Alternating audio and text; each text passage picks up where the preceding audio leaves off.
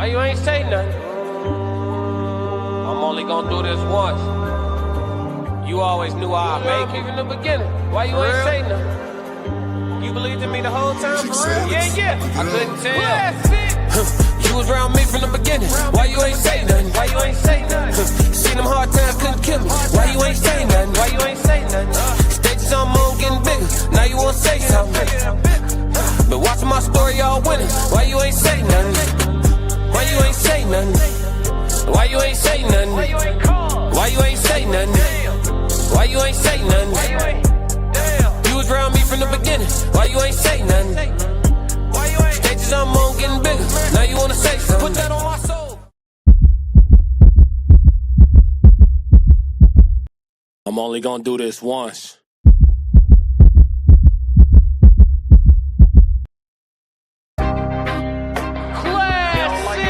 That glow. And one thing they hate worse than you having that glow is when you know you got that glow. They don't like that. They don't like that at all. So give them a reason to keep hating on it. You know what I'm talking about? Yeah, oil farming, how I'm up in rank. Step in the room, they paid away. I get treated like a milli tank. Southpaw like a really tank. I do things that they really can't. Envious, cause they really ain't. I'ma win any type of way. That's a parlay you could take to the bank. That's a parlay you could take to the bank. Know some people I love, put some smut on my name. Real life, I'ma still love them the same. I'ma love them from outside of the frame. I'ma love them from outside of the pain. That type of hate don't belong on my paint. That type of hate don't belong in proximity. Lord knows I love to match energy. Won't smoke, I know the back chimney. No hope with me once you an enemy. Well trained, I break you down clinically. BTA is my ministry. Laying that belt, laying that leather. It ain't no pics, it's with whoever. Ain't gotta like us, but you gon' respect us. Before I be soft, I'd rather be deadly. Let's get. Since I lost Sebastian, my heart has been heavy. Hard in my heart, now it's hard to be friendly. PTSD in my arms, he was heavy. Felt his heart stop, oh my God, I wasn't ready. Couldn't even walk, his last walk was with Granny. Heard he was sick and they said it was bad. I damn that collapsed, but my legs felt like jelly. Man down, I lost my family. Therapy dog, who gon' help with my sanity now? Think I'm about vanity now. Been in the gym, I'm trying to balance it out. Managing rage, out of line, so people jumped off the page. Bad time if you really won't play. Bad time for you to play with my name. It's Candyman if you say my name. I'm up in rank. Step in the room, they paid away. I get treated like a milli tank. Southpaw like I'm really tank. I do things that they really can't. Envious, cause they really ain't. I'ma win any type of way. That's a parlay you could take to them. Classic. Yo, it's Classic with the classic codes, and I got my dog with me. What's good, man? Yeah. My dog Souls of Thought with me today on another episode. We back. Hey, where's Chanel? Where's Chanel? Somebody sent out the bat signal. Where's Chanel? Long awaited. Tag her on Instagram now. We back with another episode of Raw Reels, man. I know. Listen, no excuses, all right? At all. We just trying to get situated, chat. That's all. But today, make sure before we get started, though, make sure y'all do all the free stuff in all seriousness. Hit the like button, hit the subscribe button, and make sure you turn on notifications. We stream a lot. You know what I'm saying? As you can see on Soul's hat, the RSC, as you can see on my hoodie, Raw Society Coalition, we 2/5 of the whole gang. So make sure you tapped in with us. Hey, y'all. Hit the like and subscribe button while you're here. Classic really appreciates it. Real quick before we get rolling, let's see who all in the building. In too deep. Let's go. 333. Yes, Lord. TWR. Yep. Everybody in the building. 333. TWR. Yes, Lord. The War Room. The 333 in the building. International Scope. Big Scope. Tears down 2 good movies. Oh, yeah. We finna get into it. Yeah. Let's go. We in here. Souls of Thought saluting back. Jen in the building. What up, Jen? Bernard in the building. What up, B? Red Scholar said classic. She want that tag every time she pull up. What up, classic? I got you. In too deep. CPT 333. Yes, Lord. We here. So today on Raw Reels, we covering Legion. Just so y'all know, chat. I picked one. Souls picked one. You know what I'm saying? Wait. Before we get started. Oh, I know what he's gonna do. Yeah. What movie y'all think each one of us picked? Who you think picked what? Who picked Legion and who picked Spawn? I just interesting. I want to know, chat. I need to know who you think picked what movie. I picked the movie and Souls picked the movie. Who picked what? Yeah, and why? And why? Yeah. Yeah. I need to know. Y'all go ahead. Go ahead. Let's see how messy y'all are. Let's see how messy y'all are. What would you guess, Souls? Souls pick Legion. Okay. Souls pick Legion. I'll pick Spawn. Okay. What else we got? What else? Who else? Somebody else put a hat in. I need at least 3 votes. I need to know. Yeah. Y'all got to put your why too. Put your why. Yeah. Why you think Souls pick Legion? I'll let you know if you're right or not. Yeah. Let us know. This is gonna tell us a lot. This is gonna really tell us a lot. Yeah. Go ahead and tell us why In Too Deep so we can create us a new show off of that too. Go ahead. Yeah. That's exactly what's gonna happen. Red Scholar, let me know what you think. Who else in here? Don't hide now. Well, who y'all think pick what movie? Jen in here, Big Skull in here, Ted. Who y'all think pick what movie? Oh, if you know the answer too, don't cheat. Yeah. Tez might know already. What up, chat? For everybody that's filing in, hit the like and subscribe button. We appreciate y'all. We about to get into the breakdown in a second. Yes, Lord. Shout out to Red Scholar. She said, "Hey, so nice to meet you, Red Scholar. What's good? What's good?" Oh, she said, "What's I miss you good." Yeah, she said, "Classic Souls of Thought." Oh, yeah, for sure. Oh, you just meeting Red? Yeah, I did. Shout out to Red, man. Shout out. Yeah, go subscribe to Souls of Thought. You know what I'm saying? Y'all can get acquainted on the streaming. You know what I'm saying? Yes, Lord. Chanel pulled up. We here for you now. We here for you. I miss you guys. 333. We here. N2D said because it's kind of militant. Then Souls was in the military. Okay. N2 Deep says you keep using my shit. I won't have anything from my home platform. Oh, you talking about taking everything, turning it into a show? Ted said, I ain't saying no names. See, Ted's no. Okay, we ain't gonna get no more votes. Chanel, real quick. Let's get to Chanel. Chanel, who you think picked which movie today? We covering Legion and Spawn. Who do you think picked which film? Yeah, do you think Souls pick Legion or Spawn? Or you think I pick Legion or Spawn? Which one? I gotta know. In Too Deep said because it's militant. You don't think Spawn is militant? Hey, and Classic seem more militant. You know what I mean? You military though. That nigga be training at 3 a.m. Fighting demons, y'all. That was crazy. I seen that. I'm like, always one negative nigga in there. Yeah. Said I agree with N Too Deep. Okay. Should we give him the answer? Should we? Yeah, we'll give it to you. I chose Legion. I chose Legion. And he chose Spawn. And Souls actually never saw Legion until he watched it for the show. And it's crazy. See, y'all was wrong. Y'all got us twisted. Yeah. That's what's up, though. That's what's up. We appreciate y'all chiming in early. So we're gonna open up the discussion with Legion, but before we do, let's do a brief summary. All right. So the movie Legion, extremely concise breakdown of it would be Legion is a supernatural thriller about God losing faith in humanity and sending angels to wipe mankind out. Hold on, plug. Yep. I mean, I said plug. Hold on, Classic. Yeah. You gotta read what N Too Deep said about you. What'd he say? He said that's why I think Classic picked Spawn because Spawn is a solo hero. Oh, hey, we were just having a talk backstage, y'all. I was just backstage talking about being self. We were just talking about this. That's so funny, man. Oh man, I literally was just talking about that. Yeah, he said, yeah. You got me figured out, dog. Good guess. I knew y'all was gonna guess it wrong. I knew. That's what I was. Yeah, I thought they was gonna have it reversed. That's crazy. But Legion is a supernatural thriller about God losing faith in humanity and sending angels to wipe mankind out. One angel, Michael, defies that command and protects an unborn child he believes represents humanity's last chance. The story ultimately explores faith, free will, and whether humanity is still worth saving. So that's the breakdown of Legion in a very, very concise way, right? No detail, no extra details. Additional details would be the movie is set at a diner, essentially in the middle of nowhere in a very, very country place, pretty much in the desert, right? Because Michael comes out of the sky and lands in California, but then he drives for a while. So I'm assuming he's somewhere in the desert on the West Coast. Where exactly, we don't know, but the diner is in the middle of nowhere. And that's pretty much it. So it's set out in the desert at a diner in the middle of nowhere for the vast majority of the film. There's a pregnant woman. There's her.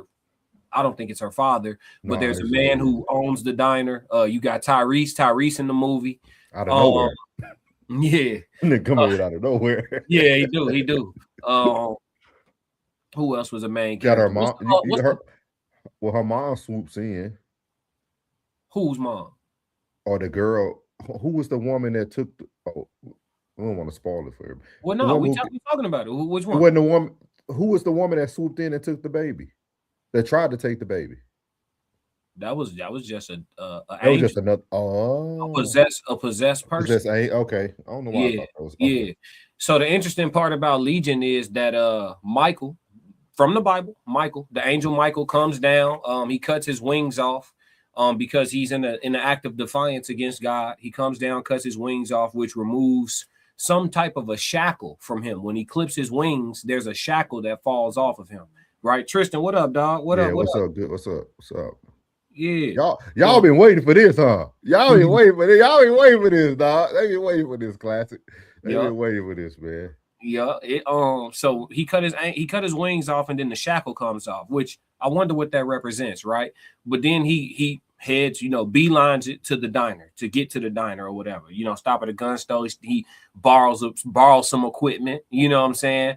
And then he heads to the diner. But when Michael pulls up, he pretty much lets them know what type of time he's on and all of that, just to give y'all a brief rundown. And shortly thereafter, they are not fighting against demons in this movie. No, they are fighting against angels. Angels.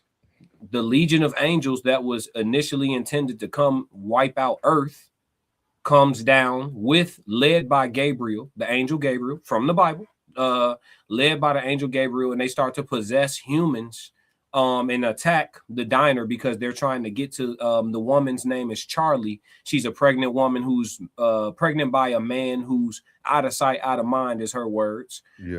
And the Michael's job is to protect her child. And Gabriel's job is to get rid of the child and everybody else too.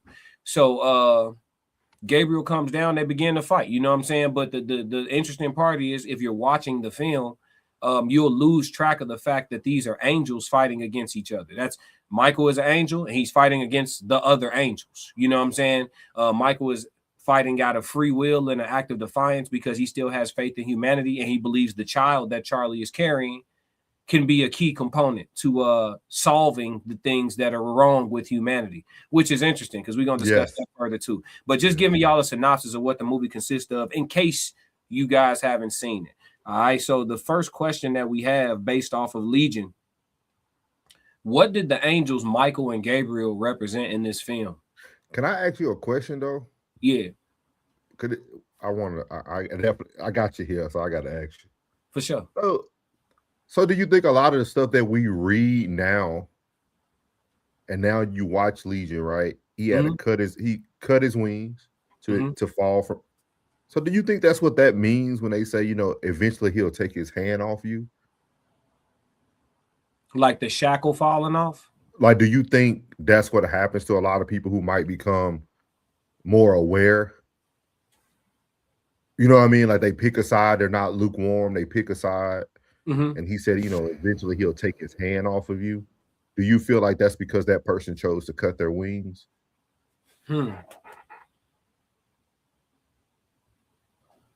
Like, hypothetically, let's say me and you have cut our wings, right? We're free from bondage. Right. So now we just live our life however we choose to live our life. But do you feel like that's what happens to a lot of people? Do you feel like a lot of us are fallen angels? Yeah. I'm going to tell you why I say yeah as it refers to the film. Yeah. Because no spoiler alert. We're here to talk about the movies, y'all. So ain't no spoiler alert. We talking about it. In the film, by the end of the movie, Michael is back in the favor of God. He returns to save the day with his wings. He defeats Gabriel with his angelic power. He comes back with his wings and defeats Gabriel. And he actually says the line, because Gabriel's trying to figure out how. And he's like, he said, you were disobedient, or you defied, you defied him. And he said, you gave him what he wanted. I gave him what he needed. You know what I'm saying? That's what Michael said before, finishing Gabriel off. You know what I'm saying? So I do think that operating in essentially cutting your wings, to me, represents discovering the God within. That's what it represents to me. So when you stop looking up and you start looking in, that would be cutting your wings. And I do think that you go through some level of pushback. Like if you look at Gabriel and all the other angels that were possessing the people, metaphorically, we could look at them as the congregation. We could look at them as the church, the people who remain religious. You're going to get war from them. But then at the end of the day, because you're on the side of righteousness, you're just not doing it the way that they said to do it, right? But you're on the side of righteousness at the end of the day, and you end up in God's favor. I do believe it. Yeah, I would say yes to that. Thinking about it deeply. Yep. Yeah. Yeah. It brought a lot. It brought a lot on, man. Like, class to be picking these movies, dog. And it be like when you watch something for the first time, it changes your whole perspective of like, because I went in it blind. So like, then I'm watching it. I'm like, I'm starting to think about the story of Job. Like, I'm thinking like, okay, well, he did say he will send people down to do certain things to you. It was pretty much what the angel was doing. Like, right when he came out of the busted through the wall, he went into the cop to kill him, to attempt to kill him. So like, it's like, man, do he put certain angels or people who might seem like angels into our own lives to what? We'll talk about it on Sunday service, dog. Wait. Finish that though. Do you think do you think certain people come into your life to destroy your life? Yeah, but we call them. No, I don't think it's to destroy it though. Like, think about every quote unquote hard time you had or rough patch, bro. It made you stronger. It makes most stronger. Legion reminds us of the aggression of angels. People think of angels as these angelic, beautiful, delicate like beings. Angels are aggressive. Yep. They fight wars. Like these, they're protect. Yeah, so y'all thinking angels are supposed to be cute, pretty, dressed in white. These jokers might have sharp teeth, sharp hands. You never know. They fight. We don't know what freaking spiritual warfare consists of, or what type of weapons that consist of in the physical, right? Like, because like there's a presence. It's just like, okay, if you think about spirits, for example, we know they exist. People deal with them deeper. Some people deal with them more deeply than others, but it gets to the point where some people are so engrossed in the spiritual world where they actually do see the spirits, right? They see the ghost in the corner, right? I'm not tapped in like that. Don't desire to be. But there are people who are like that. They can literally see it. They sit in the room with me and you, and they're like, don't you see Auntie standing over there? Absolutely not. And listen, just because you do, I'm finna leave. But I believe you. I think it's real. You know what I'm saying? So it's so much that we don't understand. So you know what I'm saying? It's so much that was the first 5 minutes. That was the first 5 minutes of the film. I do think God sent us smoke to make us stronger. I think God sent us smoke. Yes, absolutely. Because I have been in a time in my life where all I was doing was you know how people come to Christianity, bro, when they got nothing left. I ain't got nothing left. I'm falling on my face. Lord, it's you can't do nothing but give it to God. You got nothing left. Nothing, whatever it is, emotional energy, nothing. You just feel empty. You feel just completely defeated. You just give it to God, right? There's been times where all I could do, I'm completely out of control. I can't, money ain't gonna fix this. Right? How I feel ain't gonna fix this. My presence ain't gonna fix this. This out of my hands. Who do I give it to when it's out of my hands, right? So you go to God, right? There's been times where God was just dead silent. Hey, I'm talking to you. Need some help? Nah, young blood, you're gonna have to go through that. And then you look at it, and you like, and you look at who you've become, and it's like, without that, I wouldn't have. So yes, I think angels come through and put tests on you and trials and tribulations to build you. That's why I always say it's not happening to you. It's happening for you. I never been seriously injured. The first serious injury I get, I become a full-time streamer. You know what I'm saying? I can feed myself. You know what I'm saying? Like, it happened for me. I could have been a victim and never got to this point, right? Woe is me. That's right. You know what I'm saying? So yeah. Yeah, but let's see. So the angels, to me, I think Michael represented free will. I think Michael represented free will, and I think Gabriel represented blind faith.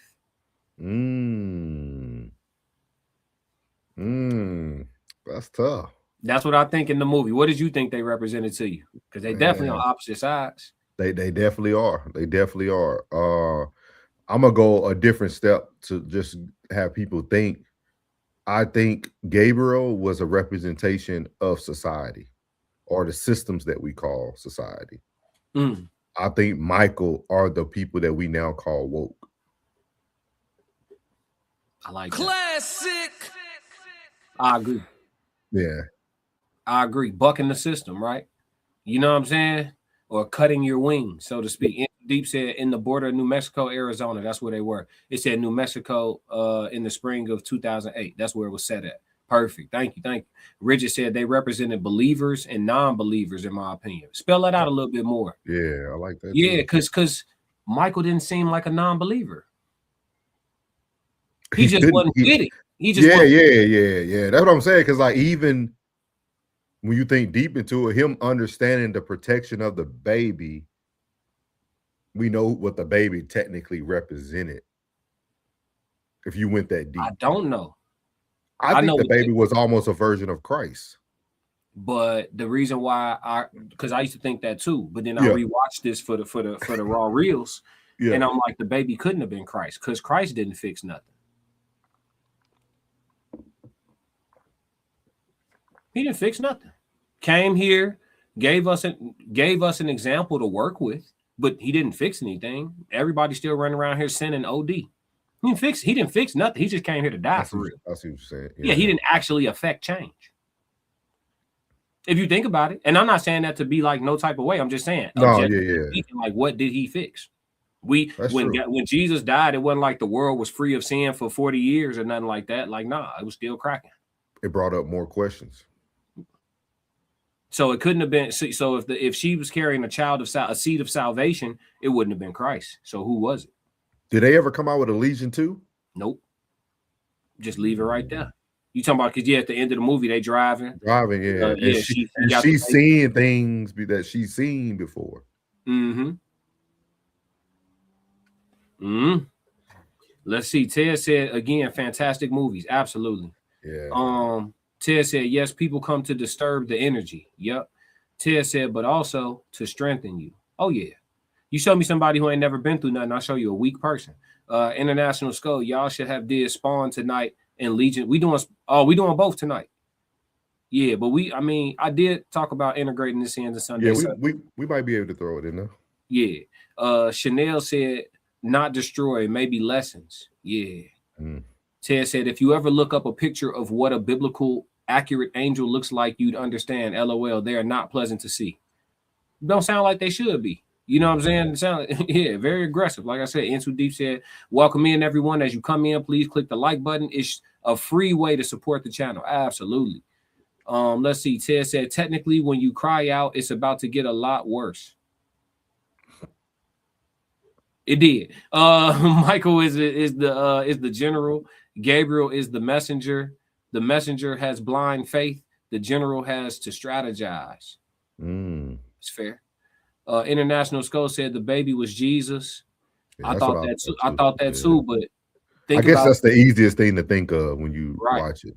Yeah, because even like when you think about Terminator, right? When they was trying to make sure John Connor didn't come to life. That's a good one. Yeah, but then when John got here, he ain't fixed nothing. You know what I'm saying? Like Shamika Smith said, when you really learn the lesson, it makes you wise, not bitter. Facts. Rigid Vibration said non-believer, as in instead of following exactly what was told to him, he did what he felt. He felt for humans and them not knowing better. But see, Rigid, let me not even challenge what you're saying, but I don't look at that as a non-believer, right? Because it's almost the same way they treat like me and Souls on Sunday service. When we challenge, you know, people's belief system. We're not challenging the word. We using the word to challenge what these niggas think. So it's like, you know, so I wouldn't call him a non-believer or a representation of non-believers because he was still working for what he thought was righteous. And he still had love and reverence and respect for the creator. He just wasn't with the it's almost like okay, if let's say Christianity is real, righteous, and the only way to heaven. Let's say that's the way to inherit. Okay, I'm not a Christian, but I do believe in God. So it's like, do I represent non-believers?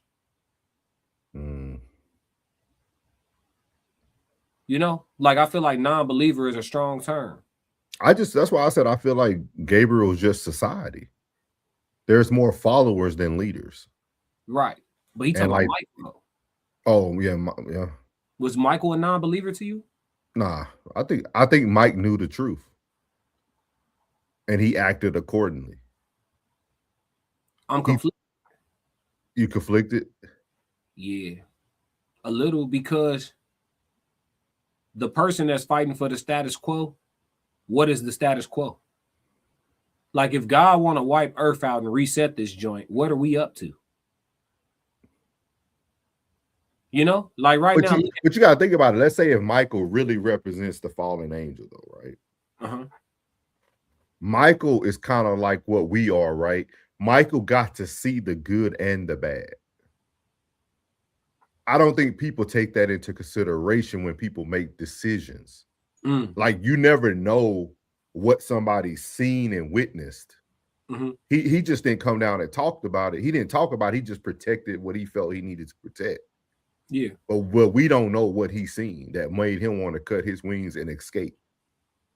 You see what I mean? Think about that. Like, because everything in the Bible says like the narrow road or the less far. Like, well, he did something that the least do. Gabriel was a depiction of everybody else. Gabriel was definitely society. I'm with you wholeheartedly there. You see what I mean? But I feel like think about the word. All the word tells you to go back for one. At one moment, he tells you to go back for one sheep, not just the 99. But everything that happens in the world that makes change, people fail to go back for the one. They go for the 99. Michael was the one. And he sent the 99 to come get him. Think about that, dog. The whole world shut down. And then as Michael's driving away, he's cutting lights are cutting off. Yeah. They're almost trying to. It's funny because we talked about this on Sunday service, how you kept mentioning that everybody wants to make Satan seem like such a dark person. Right. But is Michael really that dark? I wouldn't think a man that dark would go into a diner and try to protect everybody. Now, he did use some fear to keep people in line. Yeah. Fear breeds respect. But, you know, yeah. I don't know. This is deep, man. I don't know. I told y'all, man, Classic, man, when Classic told me, I ain't never watched it. I started watching this. I said, this is crazy, dog. I saw it in theaters, bro. I saw it in theaters. I already knew what was happening. It said when people, okay, so look, so let's talk about this part of it. When the people were trapped in the diner, fear started to divide them. Does crisis reveal who we really are, or does it change us? That's a double question. How? That's hard. Let me read. He said, when people are trapped in the diner, fear started to divide them. Does crisis reveal who we really are? Think about it, cause Jeep, when the old lady was possessed by the angel, yeah, bit that neck. He bit the dude in the neck, right? And then she started crawling on the ceiling. She getting ready to attack him, and he had the shotgun, but he couldn't shoot. He froze. He could not shoot. You know what I'm saying? And then Tyrese, never having had used his weapon, upped it for the first time and let Shorty have it. He let her have about 5 of them things right in the back. You know what I'm saying? And he was shaking like a stripper afterward. He was shaking like Corey Holcomb. He was shaking like this. You know what I'm saying? But that's adrenaline, right? But he was shaking. And it was like, I always say this. My pops always said this when we was growing up. Main thing is don't panic. That's what my pops always say. Main thing is don't panic. You know, and my slogan is, I'm good in a crisis. I am, though. I've been in a lot of crisis. Like when I was a kid, my house caught on fire while I was in it. got out. You know what I'm saying? Been in a horrible car accident. Car flipped over 3 times on the side of the road, landed upside down. I was unconscious, woke up, crawled out.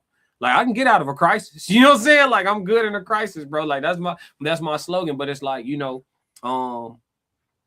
most people are not. But is that due to lack of experience? Or is that who they are? Like, would that be a fair judgment of somebody that froze in that situation? And everybody in their life was on the line. She already bit this dude whole, whatever this is, she bit all that out.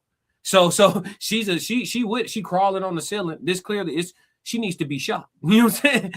You know, for movie reference purposes, YouTube, all alleged for content creation purposes. But you know what I'm saying? But he couldn't do it. My man closed his eyes and couldn't do it with his eyes closed. It's hard for me to say that because my mind wants to change the verbiage.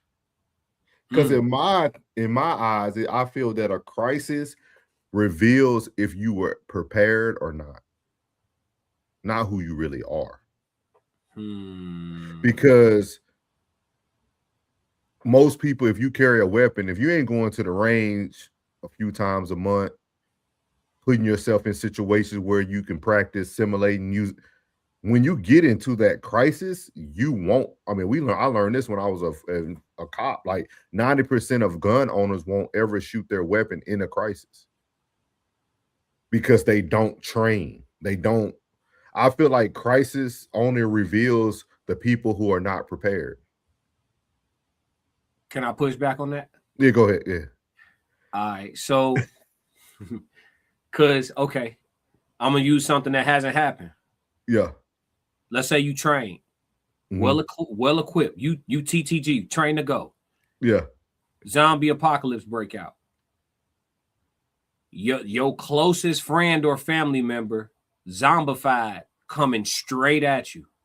It's some well-trained people that can't put the person down, even though they fully zombied out, drooling at the mouth. And these the aggressive zombies. They sprint, right? Not the ones that's no, they running. They on your ass. You got your service weapon. You got your concealed carry thing on you. You don't know what's going on. You talking to him. Hey, Chet, are you okay? Chet, are you? And Chet starts sprinting at you, foaming at the mouth, eyes bloodshot red. This ain't Chet. Most people gonna turn into a zombie. Chet gonna get them. Because it's Chet. They can't do that to Chet. And I think it has something to do with who they are. It's not their preparation, because if it wasn't Chet, if it was somebody who they unidentifiable, they'd have upped it and boom, boom, boom. But because it's Chet, they just pointing it, but they can't do it because it's Chet. Do you feel that's denial, though? I don't know. I think it tells who they are. Because listen, it could be my mama. She turned zombie. That ain't my mama no more. Bye-bye. Yeah. Quick, no hesitation. So don't even prank me like that. I'm going to be in jail for nothing and you going to be in hell for nothing. Don't even prank me like that. Don't play like you a zombie. Before you know it, you're going to be gone. You know what I'm saying? Like, you know, like In Too Deep just said right here. Boom, boom. But this the closest person to you in the world. You could just athletic zombies. Oh, yeah. You know, they all come different depending on the movie. They do. Rest in peace, my guy. Damn. See what I'm saying? This is who we are. Check gone already. Now this abomination got to get ceased. Hey, come on, man. KMS said trained people are the last to use their weapons. KMS came in. Hey, I don't know. He said stay ready, but if you say stay ready, but then the ready people are the last to use it, I don't know what that, you know, maybe I should stay unready. Because I need to use mine. You know what I'm saying? What up, Miles? What up, KMS? But yeah. I don't know, so what you think about that? If it's the closest person to you, you gonna boom boom? Oh yeah. No hesitation? Oh yeah. Well, what does that say about you as a person? That I was prepared. Okay, so we was just my eyes are open. This is a zombie apocalypse. You're a zombie. Like, but you don't know yet, though. But you don't know yet, right? It ain't on the news. You said they were foaming at the mouth and everything. Right, but it ain't in the news yet, right? Ain't no warnings on the TV yet. This is just starting, and they come in the house, and they, you know what I'm saying, trying to eat you. Like, how long is it gonna take you to process that you actually need to pop your homie? Very quickly. Classic. Hey, he said, "Stay dangerous." Sco, don't do me like that, bro. lock me in a room, folks. Don't do me like that. Nah, see, that's what always happened to those sinners. That what happened to those sinners. He wanted to save his brother. He wanted to save his twin. No, you supposed to put him down, big dog. Oh, savage, man. Y'all gonna hit, man. Y'all gonna silver bullet classic, man. Got to. Nasty work. I ain't gonna lie. I do the same. It's real. I'll do the same. It's over. It's a wrap. I'm putting you out of your misery. Yep. It ain't even you no more. That's what I'm telling myself. That ain't him. Bow! Yeah. That ain't even him. You know what I'm saying? Off topic. I heard you say Corey was shaking. I was listening to Futon try to catch him up. Man, he was another person on the Holcomb show. Absolutely. Yeah, he was shaking. It was adrenaline though. I see zombies every day. Yeah, they out here. Low vibrational. Into Deep said, when it's full go time, I'm on Ranger RIC time. But in the civilian sector like this, when you're trained, if you continue to train, you'll learn 4 steps to blast. Yeah. I don't know. What you mean? Up it? I mean, I don't got no safety, but up it, point it, and let it. I mean, I got 3 steps. Up, aim, and go.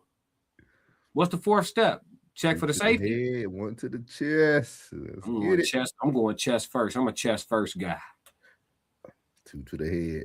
Make them sit still, and then make them think about it. Make the ending real. Yeah. Humble said, real talk. I agree with Souls. That Glock 10mm gonna be smoking. I'll cry later. Y'all ruthless, chat. Remember this day. Got to, dog. All right, let's talk about the sociological part of the film, right? In Legion, the character Jeep is in love with Charlie, who is pregnant by another man. I mean, and I'm talking about he overly in love with Charlie too. Took it on early too. He wanted to fight the diner owner. He said, she's been with every guy passing through here. He said, stop talking about her like that. She ain't like that. I said, oh, he's in denial. Even Charlie know that Charlie classic. My boy woke up out of that dream and went straight to sit on the swing next to it. Yeah. Look, Enter Deep says simp. Yeah, he was overly. But look, Jeep becomes a father figure before the child is even born. Does fatherhood begin with biology or with responsibility? Definitely responsibility. Okay. Classic. Let me push back just for conversation. I'm not even trying to gaslight. No. You got a child. You have children. Yeah, I have 2. Someone come into baby mama life, and I mean he overly fathering. I'm talking about he fathering the heck out your child. You know what I'm saying? And he day to day. You know what I'm saying? You got your custody situation. Okay, cool. But he day to day, you know what I'm saying? Like, I mean, he doing his thing. I know you'll look at it like a blessing. I know. But for the sake of conversation, because one arguing that he's handling more responsibility, does him being dad circumvent your biology? I don't think it circumvents your biology, but I also think your kids only love you to the ability that you are responsible. Like that's why, like when you think about it, like a lot of men have that issue. Man, I hate to bring this up. Like Russell Wilson. Russ gonna catch a stray forever. Regardless. But like he was able to solely take responsibility of the son because the father lacked all responsibility. Like if that father stayed active, regardless that Russell was the great man he is today, you will see that son acting totally different right now. That son might not be living with them two right now. Because I think the responsibility that you show your children allows them to make the correct decision when it's time for them to. Because based on what you said initially, right? Yeah. It seems like in a lot of instances, stepdad could be more dad than dad because of the presence, right? If it's responsible, and I'm not saying I haven't answered yet, but just to push, like just to challenge your answer a little bit, you chose responsibility. So in a lot of instances, an active stepfather, because of his proximity and his time spent, does that like make him more dad than biological dad? Because responsibility, he bears the brunt of it. It could, if that dad is not active. These dads out here have a fit listening to this, souls. Because they're gonna tell you, I don't care what you're talking about. That's my baby. Yeah, that's cool. Hey, but kids, I mean, children are creatures of habit. True. Y'all ever seen people who got like stepbrothers and sisters, but they look just the same because that new dad fed the kid more, was around them more? They start to take on traits of the family. They say you feed them long enough, they'll start looking like you. Let's see. I think that fatherhood begins with biology. Okay. You know, your seed is your seed. You feel me? The baby comes from the man, so he'll forever be attached. I mean, women like to make the point that, you know, I carried this baby for 9 months. Well, how long was he in my balls before he was in you? You know what I'm saying? How long did I carry him? He done been to hoop with me. He done been to the gym with me. He been to work with me. He was in my sack. So yeah, he was in your stomach for 10 months, but you know, how long was he? You know, he come from me, you know, he, she, whatever, it come from me. So I think it begins with biology, because my seed gonna always yearn and long for me. You know what I'm saying? Yeah. It ain't no way. Like even if it's an active stepdaddy present, you know what I'm saying? He gonna have that Starlink, if you will, to the source. I'm the source. You know, so I mean, that's how I feel. But I do feel like from a societal standpoint, it could be that though, like you said, responsibility. Because if you think about the dads who just send the bread, they're not even looking for their custody. They don't want their days, nothing. They just send the bread. Yeah. Somebody come in and play the role. It ain't the kid gonna say that ain't my stepdad, that's my dad. Yeah. And they start calling the dude who just send the bread, they start calling him sperm donor and shit like that. So I get it. I think you could easily take either position on this. Yeah. Yeah, like this would be good for a debate team to, you know what I mean? They break it down. Yeah, for sure. In Too Deep said, hey, if he's gonna do all that, I will sign my rights away so he can pay the child support. Until then, he needs to back the fuck up. I feel you. In Too Deep said 24 hours. He playing, boy. Jesus. Miles Bassett said, I believe the fatherly instinct has levels. So he would say biology then. I think Miles would say biology. I think so too. So those are the questions we have for Legion. But before we move on from Legion, what was your final take of it? My final take made me think even deeper that once you step away from the cult-like thinking, being part of a congregation every Sunday, does the test get harder because you are awakened? Like does life get harder because you actually move closer from you get closer to the truth? Do life get harder? Like it made me really think of that. Like, because I'm like, he cut himself, man. He cut his wings because he know where he wanted to be. He knew what he didn't want. And he still got the same reward at the end. If you want to call it a reward, he still got blessed. I think that I think life gets harder. I feel the same way. I took similar questions from it, right? Like, yeah, you know, was Michael in the right or in the wrong for multiple reasons, right? Does humanity as it is today deserve to be saved? If there was a wrath coming from, you know, the gods, because I believe there's more than one, but if there was a wrath coming from the gods, and maybe one of the other gods disagreed and they wanted to engage in a little bit of warfare on behalf of the turf, which is Earth, I could see how either God could feel righteous about it. You know what I'm saying?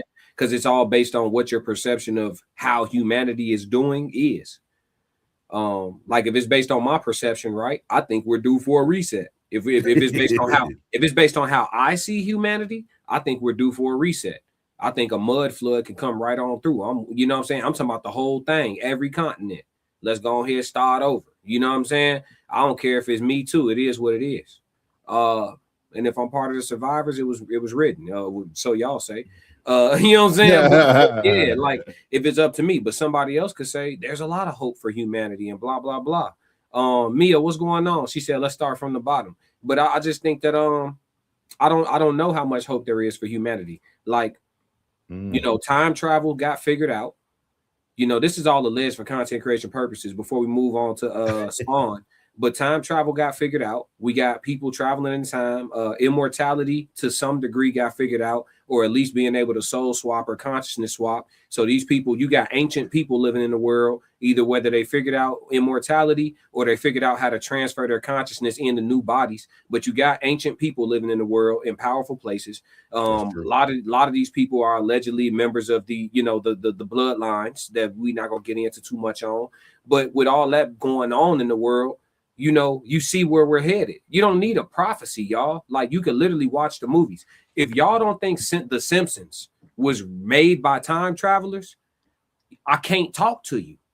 Yeah, they predicted. I just can't. If y'all don't think The Simpsons was made, we will post the irony of The Simpsons having this back in 1993, and now it's happening, and then it showed the year, the date, the person, the everything, and then it's happening 20 years later, and y'all just think The Simpsons is just ironic. No, fam, time travel.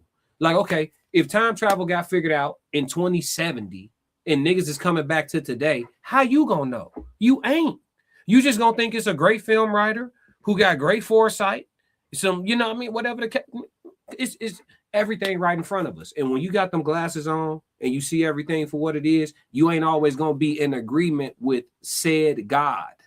The God they taught us about, you not going to always be in agreement with that God when you see the world for what it actually is. You can't. It's impossible. You'd have to agree with the God of any text. At moments, you will have to dismiss your simple logic. And I think Michael represented, like you said, the woke. Yeah. So to come back to your original question, does it make it harder or easier when you're conscious or awake? I think it depends on how you want to live. If you isolate yourself, I think it could be a very peaceful, pleasant life. But if you go on the mission like Michael of trying to save the world, you got to fight against the majority, which is what we saw in the movie. You know what I'm saying? He one angel fighting against the Legion. See, y'all look at Legion. The Legion were the angels coming to destroy the earth. Michael was one in the movie. His backup was a couple humans, scary ass humans at that. And it was so many things. I mean, they sent plagues pretty much. Yeah, the flies. Old boy who was upside down on the cross. Blew him up, and then he didn't just blow up, but he was acid. Yeah, his explosion was he exploded with as acid, and then killed and burned another man back up. Yeah. You see what I'm saying? So it's a lot there. It's a lot there. I think Legion, if y'all haven't seen it, it's on Netflix right now. Make sure y'all go check it out. It's definitely one of the films. Yeah, you could definitely think deeper on it. Into Deep said, "What are you talking about? AI classic?" Yeah, like we know where we headed. Like literally, go watch all the Terminators right now, and that's your future. It's over with. Go watch Divergent. I'm finna tell y'all what to watch. Go watch Divergent. Go watch if you want to get some type of ideology of what Armageddon will look like in a realistic perspective in like our cities, go watch the Purge movies. Go watch, but the faction system in Divergent. I think the Purge already happening in certain areas. Like of the world or the country? The country. That's a little extreme. I just think we don't look at it as in these mass things. I think they happen in smaller venues, and then like I think we lose a lot of people in the way of purges. I'll have to pull up some stuff and send it over to you. I think that exists for sure. I can see where you're going with that. Like, okay, there's going to be a wave of certain things that are happening that are causing unaliving, and the people that are responsible are going unpunished. Yeah. Well, yeah, you could say the USA was built on purge. Yeah. If that's, I mean, we could just. I think COVID was one of the ones people lived through and just don't know they lived through it. Definitely population reduction and a compliance test. Allegedly. He said the purpose goes every day in Chicago. Oh yeah, but it's on each other. Yeah. After about 7:30. Well, really, y'all will be shocked. Most people get smoked early in the morning in Chicago. If y'all watch the Chicago news, a lot of the so-and-so gunned down. It'd be 3 a.m., 4, 5 in the morning, 6 in the morning, catching dudes coming out of chicks' cribs, you know what I'm saying? Catching people. Like, yeah, a lot of people that get hurt in Chicago, they get caught early in the morning. It don't be in the middle of the night. Like, you'll hear gunshots 8, 9, 10 o'clock, 11 o'clock, but them bodies be getting caught in the 8. Like, never mind. Just if less people. Less people, and then it be just the setup culture. You know what I'm saying? Officially, if you have any resources or if you in any type of foul activity, I wouldn't be trying to get no box from no females that live inside of a Chicago zip code. If you drive a nice car, I wouldn't be getting no box from no females in the Chicago zip code. If you don't know the lay of the land, if you don't know somebody that know her already, more than likely it's a setup. Classic. So that's just gonna go how it's going. Stay dumb, my friends. Stay dumb. But let's move into Spawn. Let's move into Spawn. You know, I'm telling you, these Chicago, they be bad too, and they'll line you. It be the finest shit you ever seen. Look like an angel and got horns. I'm telling you. Spawn. The super concise breakdown, and then I'm gonna let Souls give y'all more detail. Spawn follows a betrayed soldier who is killed and makes a deal with a demon to return to Earth. He comes back as a powerful anti-hero caught between heaven and hell, forced to confront revenge, redemption, and the consequences of his choices. At its core, the story is about a man fighting to reclaim his soul. Talk to us, Souls. That's very, very true. So if y'all, when I think about Spawn was like something that really stood out to me. It didn't stand out to me when I first watched it at an early age, but later in life when I watched it, it's the ultimate power of manipulation by power structures. Like when you think about the government, which is when this dude actually sold himself to like a corporation to come back. Like he was literally selling himself to a system to exist. But then also the same system was the same system that exploited him. They exploited him. So like, because everybody has their agenda. So like when you think about Spawn, it was a lot of like identity crisis. It was a lot of stuff that went down. Like he was struggling with a lot of stuff. Like it was just so much that went on. When y'all think about him going back home to his house, all the different scenes that go on within Spawn made it very easy to show that like once a person hit a very low spot, it's easy to get them to join anything that you're trying to get them to join, if that makes sense.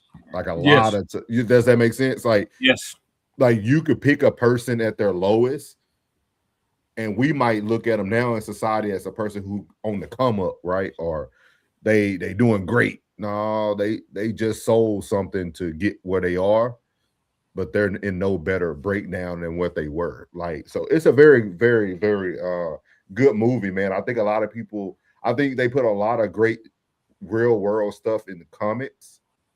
Spawn, for those who like are comic book people, Spawn has like a crazy comic book series.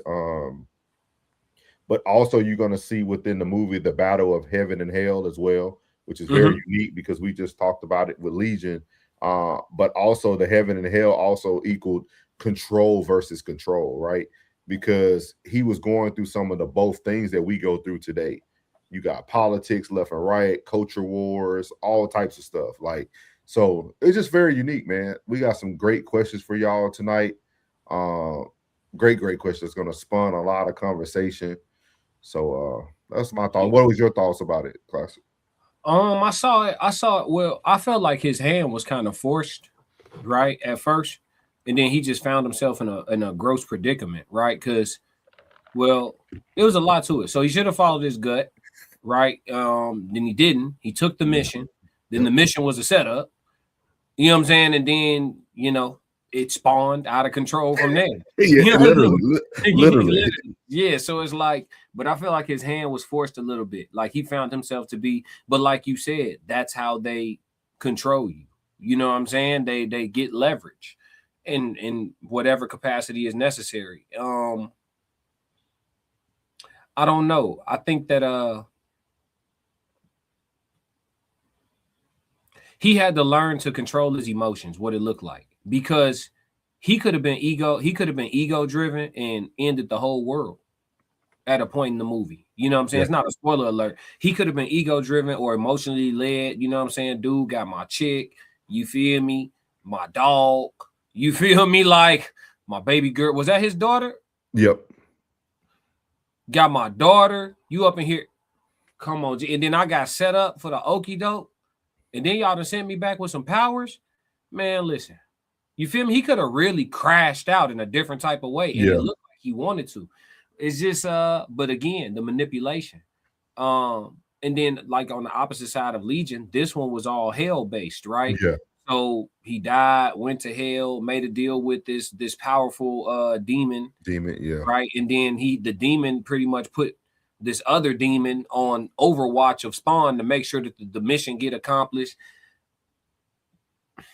I saw the movie as more of an ego battle for me. Yeah, that's what they broke down, like an identity crisis.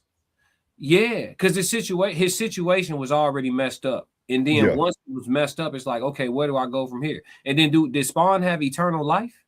Because he was already technically dead. Dead, yeah. But also, it was like, what was the cost of revenge, too, though? But how small is your revenge compared to what you now know? You know what I'm saying? Like, okay, revenge on this dude and this dude right here. Essentially, if he'd have got rid of dude that took his chick and got rid of the dude who he was supposed to get rid of, that's 2 humans gone. But brother, you done been to hell. And now you're back. Yeah, like okay, like you get rid of them, and then what? Like, what's next? Like, okay, well, and then dude put the mechanism. It was a lot. Do you feel like the movie also says pick your hell? You see what I mean? Because like you went to hell, you got your wish to come back, but hell was on Earth too. Like what? I'm thinking harder now. It's you know what it's kind of like? It's like Epstein and Diddy and them. Metaphor, follow me. Metaphor.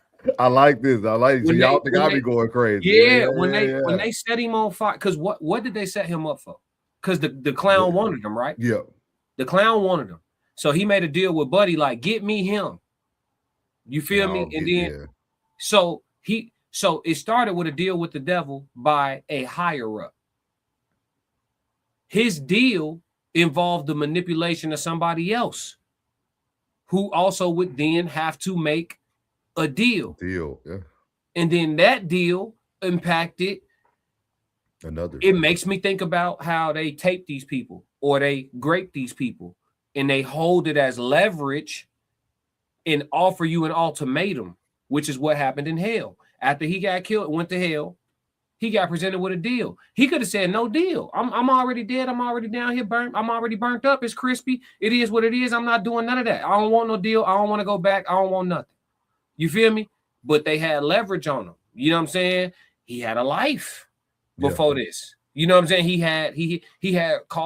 had reasons to be vengeful, reasons to be spiteful. And then they say that these spirits and things like that, they know us better than we know ourselves, right? Or our energy, our consciousness is ancient. So they know your tendencies, they know your proclivities, and they played on that, right? Because it might have worked with me. You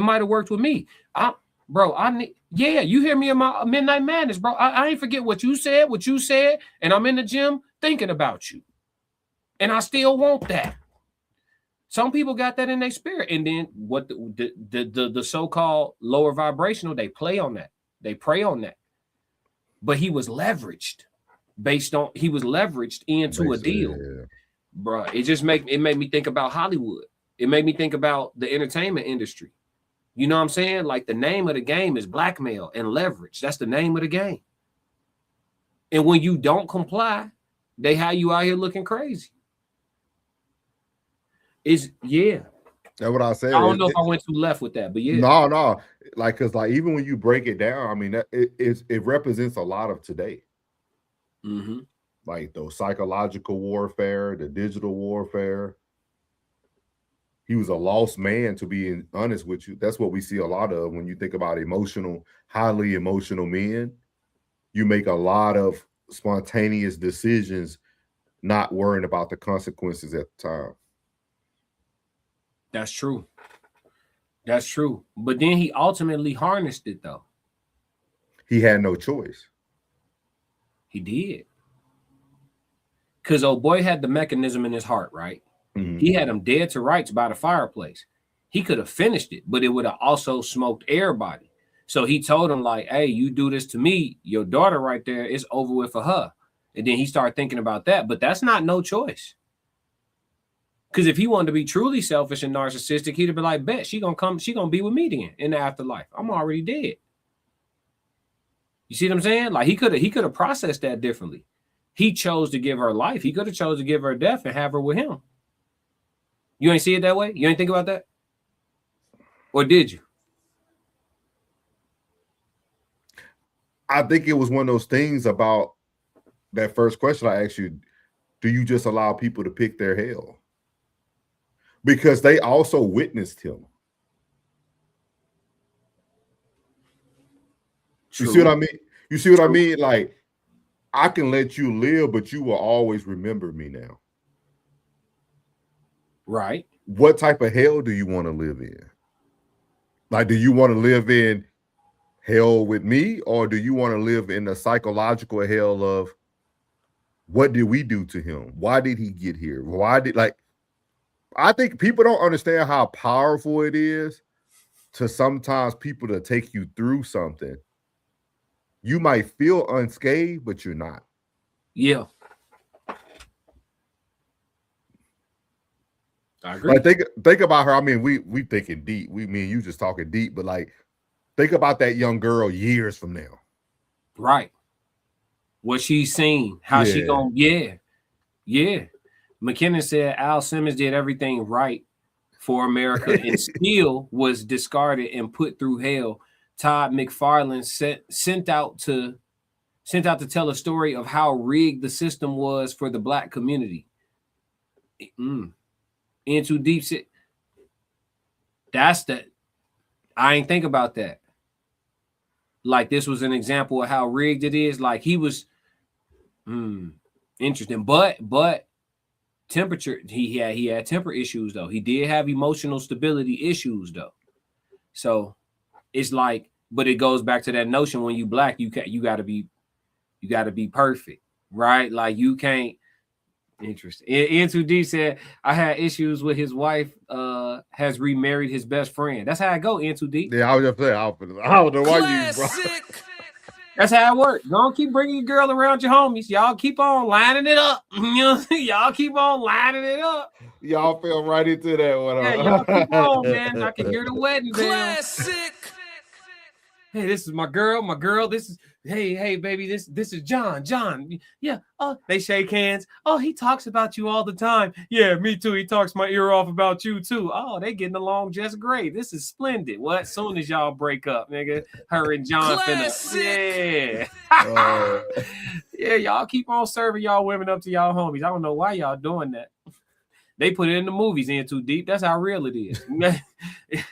What you call it in the military? What you say it's called? The Dear John letter? Oh, yeah, the Dear John. Yeah, okay. All right. So, yeah, it's real. McKinnon said it's literally a story where America is a worse hell than the literal underworld. Thank you. Rules, hell has structure, the real world full of corruption, racial violence, homelessness, etc. I told you, like, pick your hell. It's like you say, pick a headache, pick your hell. Pick your hell. Yeah. Duality is a mofo, man. Pros and cons. Yeah. Everything. That's why I always tell people you just picking between pros and cons. Everything got pros and cons. You just picking between them. Whichever ones, okay, I like this batch of pros and cons versus like what I get over here. That's all. You're picking a package. Everything got duality to it. Let's get to the first question though. We had Spawn, who's really controlling your decisions, yourself or the system you signed up for? You know what that question made me think of? What? Ivy. Jaden? Mm-hmm. I can see that. Because he really allowed a system to control his whole outcome. Like your breakdown of it, like you hit home, like everybody's on the plantation. Yeah. So you're gonna lose your bag to just play on another plantation? Yeah. That's literally what you're doing. Even that church that you going to, there's another plantation. So it's like I really feel like who's really controlling your decisions? Mm-hmm. I think we talk about this all the time, like free will, or what's the other one, y'all? With McBride, we dictate, or what is it? Predestination, yeah, or fate, free will or fate, fate. essentially. Yeah. Like who's really controlling your decisions? What do you think about that? Do you think it's a system that you signed up for, or do you feel like you controlling your decision? For the masses, I think it's the system, but not necessarily that they signed up for. It's the system that they were born into and choose to continue complying with. You know what I'm saying? But yeah, I think it's the system for most people. And then for the people who are a bit more sovereign, it's what we call it. It's us. You know what I mean? But in order to really control your own decisions in this world today, because it's the whole planet essentially, besides literally like 3 countries, the whole planet is colonized now. So as a conquered Earth, if you're going to be a person who operates in sovereignty, it's 2 things that most people can't let go of that you can't really care about. That's money, and in some instances, freedom. Right. And it doesn't mean that you can't prioritize them, but you can't care about them past a certain point, because everybody who cares about money past a certain point, they are a slave to it. They're a slave to it. We already brought up Anton earlier, so we could use him as an appropriate example. Yeah. Anton couldn't be a man to Corey Holcomb because it was going to affect the bag. You a slave. If you're man, you're saying if your decisions start to be based on the outcome of what you're trying to receive, you're a part slave. Of the system. Yeah, you're a slave to the bread. Yeah, you're a slave to the bread. You're a slave to the infrastructure. You're a slave to the community guidelines. You a slave. You won't say certain things that you feel in your heart, know in your heart, and that you think you should say out loud. You won't say them because of the bottom line. So you compromised. You can't be completely integral and worry about the bread to the highest level. That nigga did go viral he went viral from Holcomb to straight shooter. That was a big move now. You talking about the Stephen A. Smith thing? Yeah. Oh, I mean, he a politician. His biggest channel been Millionaire Morning Show. Yeah. Like his other stuff can crash and he still could go the political route. Like he gonna make some money. It's already it's what is it called? Too big to fail. Yeah. Yeah. But as far as it being exponentially profitable, like this virality, as far as it being exponentially profitable, I haven't seen that. Gotcha. Yeah, have you seen a big boost? I haven't. But I think it just boosts them in that area. Yeah, in the political arena. Like when you think about not just political, but the narrative that he pushes about Black America. Ah, okay. You see what I mean? Yeah. Like that the narrative that he pushes about Black America made itself more prevalent to even move this. Yeah. So men like him are controlled by the system they signed up for. Yeah. Yeah, men like him. And then most people pick the right because Stephen A. Smith going through the same thing. Well, we know he's controlled by the system. So it's easy to bring him along. You see what I mean? Yes, they're the same type. You're being attacked by this group. I'm now being attacked by this group because of Jason Whitlock and XX, blah, blah, blah. Let's just come together in perfect harmony. And they actually should have been came together. They're the same tribe. They are the same tribe. I will tear down my own if it come with some cheddar. You got some bread, you got enough of it. All right, well then fuck all the black athletes and let's exalt Tyler Hero and let's exalt you know what I'm saying? Like you just gotta pay attention to the coverage. You know, Stephen A. Smith already been called out for it. But yeah, I think the vast majority of people are controlled by the system because they've bought into capitalism, they bought into superficiality, they bought into all of these concepts. And so because we all are taught to want things, we all are taught to think about the things we don't have instead of the things we have to be grateful for. We're literally taught to think backwards in our world. We're taught to think backwards. We're taught to think acquisition, not fulfillment, right? We're not taught to wake up and say, thank you, God, I have enough. We're taught to wake up and work for more. So yeah, because we're not a society that's rooted in gratitude, I think most people are definitely controlled by the system. Think about how many people absorb disrespect at their jobs on a day-to-day basis because I need this check. It ain't no salary I could be on that's where you could disrespect. At the most highest paying job I ever had was career, but the most highest paying career I ever had, a dude disrespected me, and I told him the thing about these badges is they come off. Money, bro. Say what you said again. And we ain't going outside or none of that. It's up in this bitch. Say what you said again. I'm finna turn these cubicles upside down. Say it one more time. Hit his ass with the Corey Holcomb. Say it again. Right, because he need the job. The man in him wanted to say it again and squabble. But I got a family. I got this. I got that. You can't even be a man all the way because you so worried about that. I'll go flip burgers at Burger King, Wendy's, and White Castles and work 4 shifts in a row. And keep my respect before I let you talk out the side of your neck because you think us being on the clock is going to protect you. It's not. It's not. I will beat your ass up in here. You know what I'm saying? It's not. I don't give a fuck at all. Call me a crash out. Call it a stupid decision. Now, I'm not crashing out for no religion. Like Jaden, that's unnecessary. Yeah. Like, okay, as a follower in Christ, you're supposed to be bringing people to the Lord. That's not the way to do it. Everything you're doing is wrong. If you're supposed to be attracting Christians, every single thing you're doing is wrong. Once he started attacking other people, I said, he crashed. The man said God don't listen to sinners. He said God don't listen to sinners' prayers. I said, what? So you got to be perfect for your prayer to get through? That's why he don't be answering. Got it. That's why I don't be getting no hit back. Roxy, what up? What up? Nathaniel said, you look like you finna steal from Amazon packages off somebody's front porch. Which one of us? I think Akun wanted Corey to go off on him so he could get him kicked off of YouTube, but Corey was smart enough not to. No, I don't think Corey was smart enough not to. I think he was ready to crash out. Anton ain't say it again. I think he'd have threw everything away. Corey don't make all his money. Corey don't make the bulk of his income on YouTube. He don't need this shit. Corey would have made more crashing out. Yeah, and go on tour right after. Call it the I can't get YouTube money no more tour and run it up.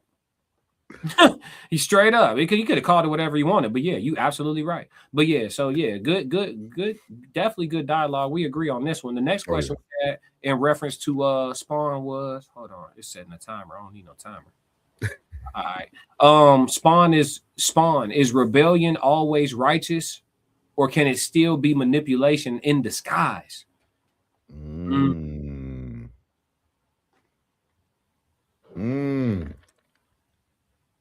I think it depends on what you're rebelling against, but in today's world, I think rebellion is always righteous. Classic.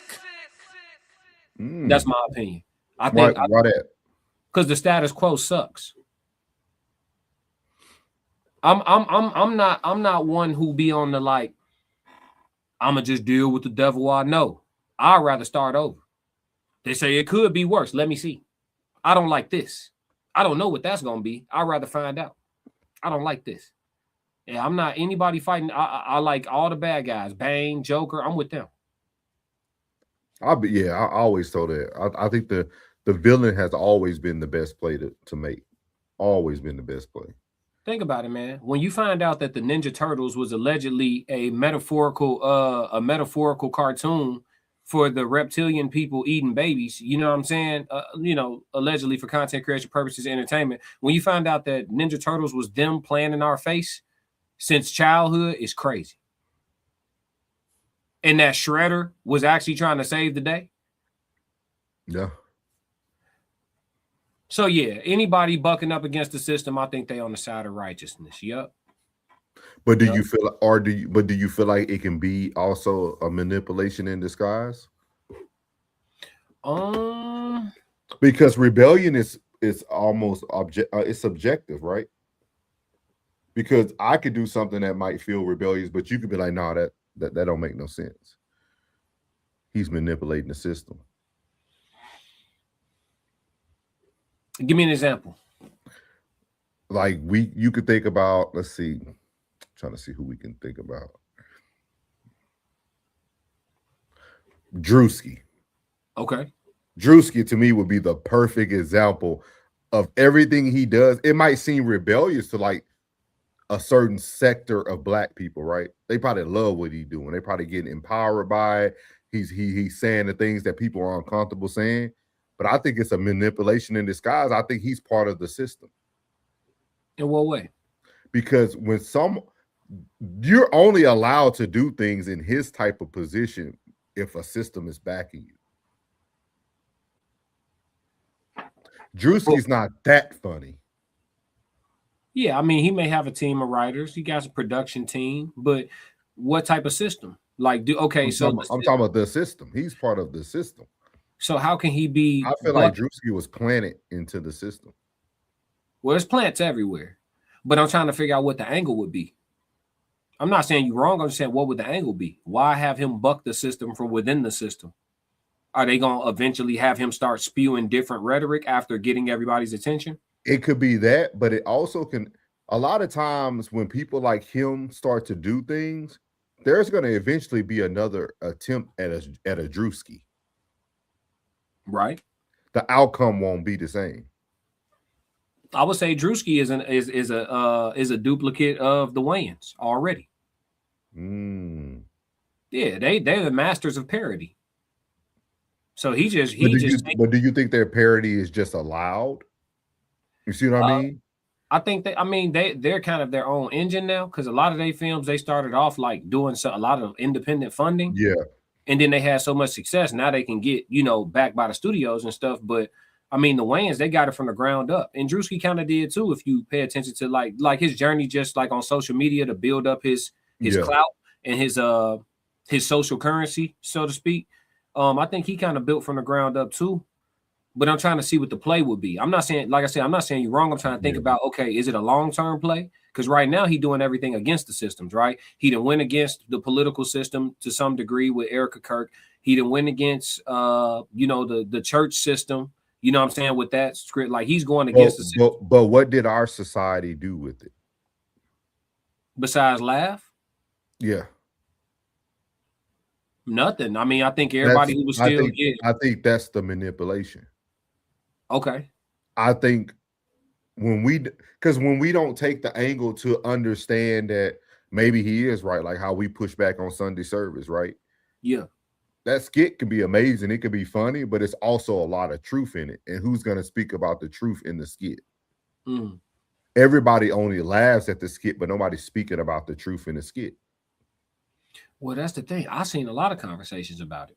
As far as I think we will always see it now. Yeah. You see what I mean? Because that's kind of what we do. You know what I mean? Yeah. But I wonder, like, in the right rooms, there's some people who just skip over it. I can see that. It's fair. It's a fair question. I think so the question is, rebellion always righteous, or can it still be manipulation in disguise? I think it's a situation where it could be both. Yeah. But definitely say if you buck in the system, you on the side of righteousness. But you may have your own motives too. You know what I'm saying? And that's in today's time, you can't even blame somebody, He said, tell him, yeah, this ain't me. All I said today, this definitely ain't me. I'm not right.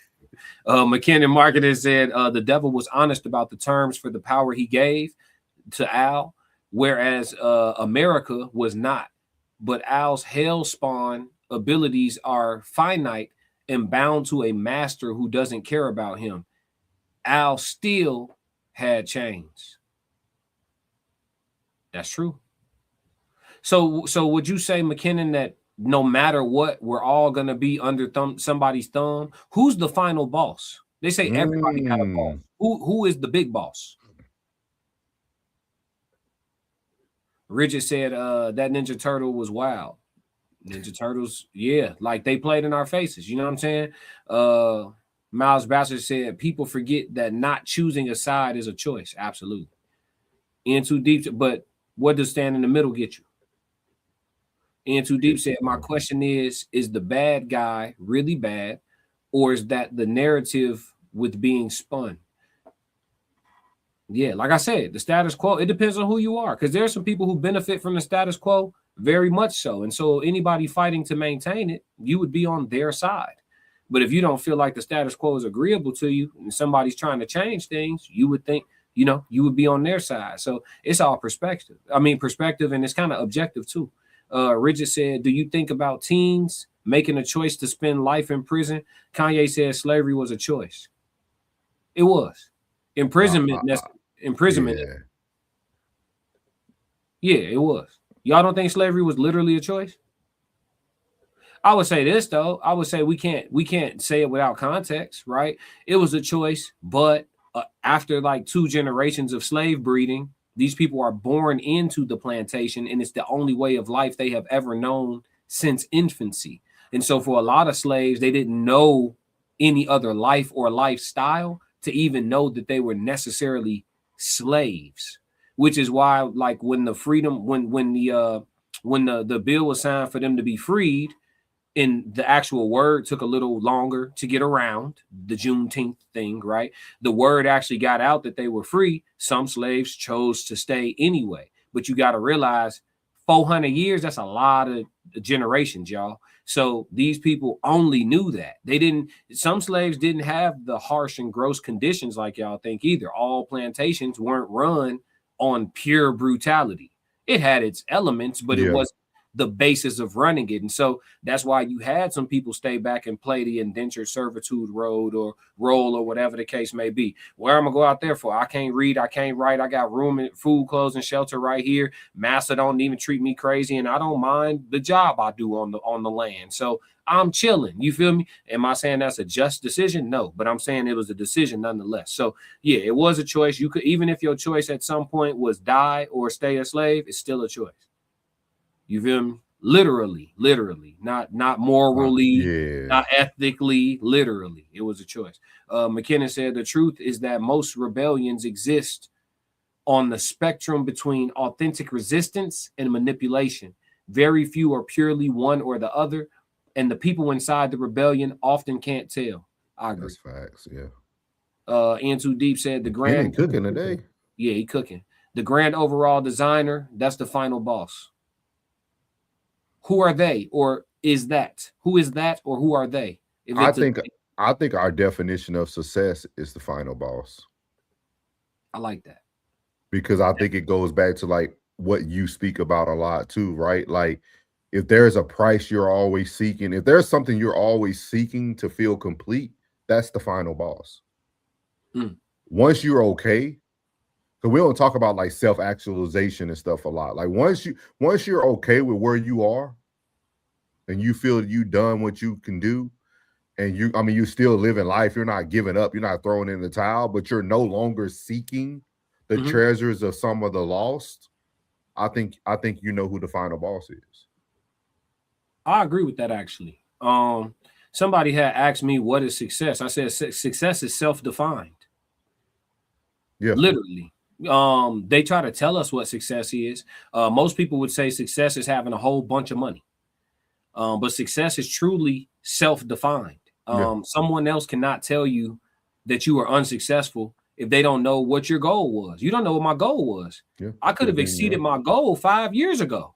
You telling me I'm not successful? I'm uber successful in my eyes. You don't know what I was jumping to reach. You feel me? Like, and you don't know where I started. You know what I'm saying? You know where you started. You might have started on the pavement, buddy. Yeah. I might have started 6 feet under and had to get to the surface to get started. You don't know. Yeah. You got people who swam over here. So having a house with a roof and some clothes and some kids and a toilet that flush and a car that drive to, and it don't matter what it look like. That's why they could be 50 deep in the house. Why we're successful. But y'all will say, man, look at them, they're 50 deep in the house. You don't know what Mexico was like. You don't know which part they from. All parts are not created equal, buddy. Get bad over there. That's what I'm saying. Success is self-defined, and I agree with you on that. I definitely think the final boss is reaching what your definition of success is, because you know, you have people, I see it all the time. You see broke people rich shame. You see rich people broke shame, but we don't know who's actually successful. That's very true. You got a bunch of rich people that want more bread in their mind. They haven't made it yet. They're unfulfilled. And then you got people who just living regular and they cool. They like, look, if my car have an issue, I can afford my deductible.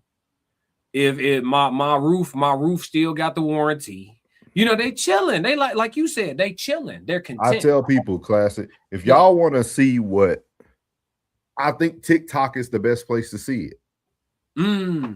I see so many people, and I follow a bunch of them, man. I see so many people who have created content out of a double wide trailer. House be disgusting. 10,000 people viewing them clean up their house. Now they're remodeling their double wide trailer. Come on. Like, they were already successful in their mind. Now they just bringing you home for the party. Like, because they already accepted where they were. If you're comfortable enough to pick this thing up and just record and let people see your whole life in that fashion, hey, more power to you. They got it. I agree. McKinnon said the only way to rebel without being manipulated is recognize that any system, group with a name, or a flag has interests beyond you. Use them for your interests and protect yourself.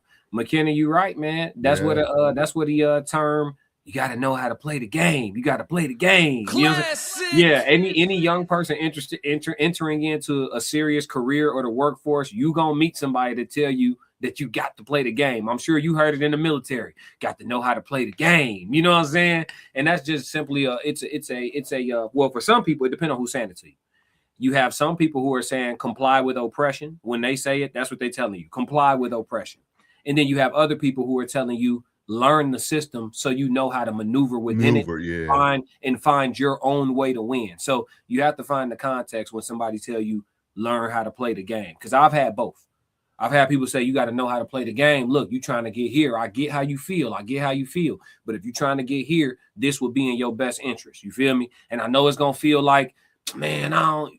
But you can, once you get over there, you can go back to whatever that was, but you might need to make a little short-term compromise, right? And then you got the people that's like, hey, man, don't say nothing. Don't send that email out. You know they're gonna have a problem with that. Like, man, shut your scary ass up, man. I'm gonna say what I got to say, bro. International Skull said, no, Classic is the best rapper to walk the planet. Facts. Appreciate it, Skull. And In Too Deep said, have you ever pondered the other meaning of the end? Once everything is done, all that you did doesn't matter. That's what I got from my dad passing. Dang, yeah. Shit. What they say the most important thing is that dash. What did you do between those dashes? When you was born and when you finished? In Too Deep said nothing really matters. All the stuff he bought, all the stuff he had, can't take it with him. So do you really matter? Well, I told y'all already. Unless you have the answer for me, what's the meaning of existence in the first place, then ain't nothing that important. At all. Nothing. Yeah. Until somebody get that, and I don't know nobody with the answer. What's the purpose of existence at all, period? Like they say in the beginning, there was nothing. Okay. Why did you make something? Yeah. We don't have the answer for that. So until I get the answer, I don't think anything. That's why I told y'all the list of stuff I care about is like 3 or 4, 5. Like I don't be caring about shit. I don't care. I just don't care.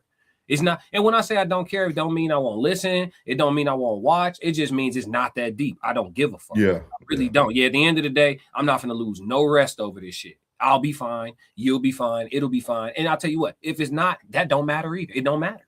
Yeah. I feel like Jim Carrey. Yeah, Jim Carrey, what'd he say? We don't matter. We don't matter. Nothing matters. Nothing matters. Yeah. Racehead said, more importantly, why must we die? Well, a religious person to tell you that you don't. Yeah. If you believe energy can't be created or destroyed, technically you are always alive. Deeper conversation though. Richard said, a wise man told me nothing.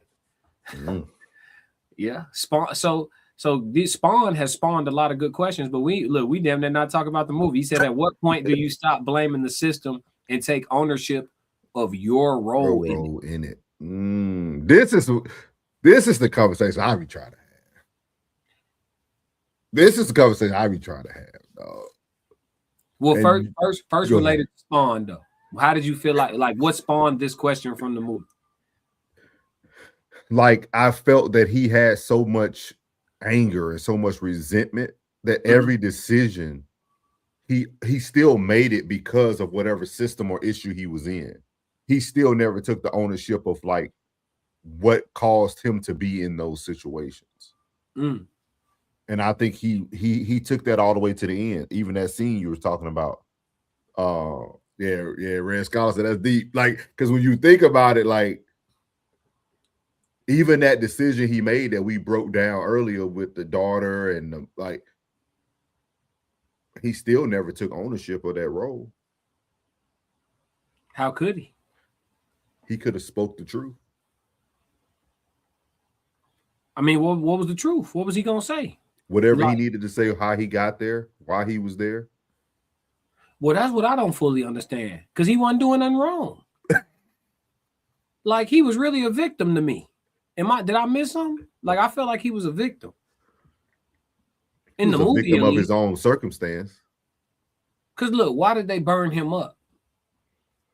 Wasn't he like, that was from he was actually when that his assassin, like, they pretty much assassinated him to a certain extent. Yeah, they burnt him up. Pour oil on him, set him on fire. He burnt up. But it was like but the devil had requested, and that's what I'm saying. Like, the other dude had made the deal with the clown or the devil dude, and he was like, I want him. You know what I'm saying? But it was, he didn't do nothing to deserve that. We talking about Spawn right now. We probably would have to go back and that might be like, you know how a lot of these movies spawned from those comics too.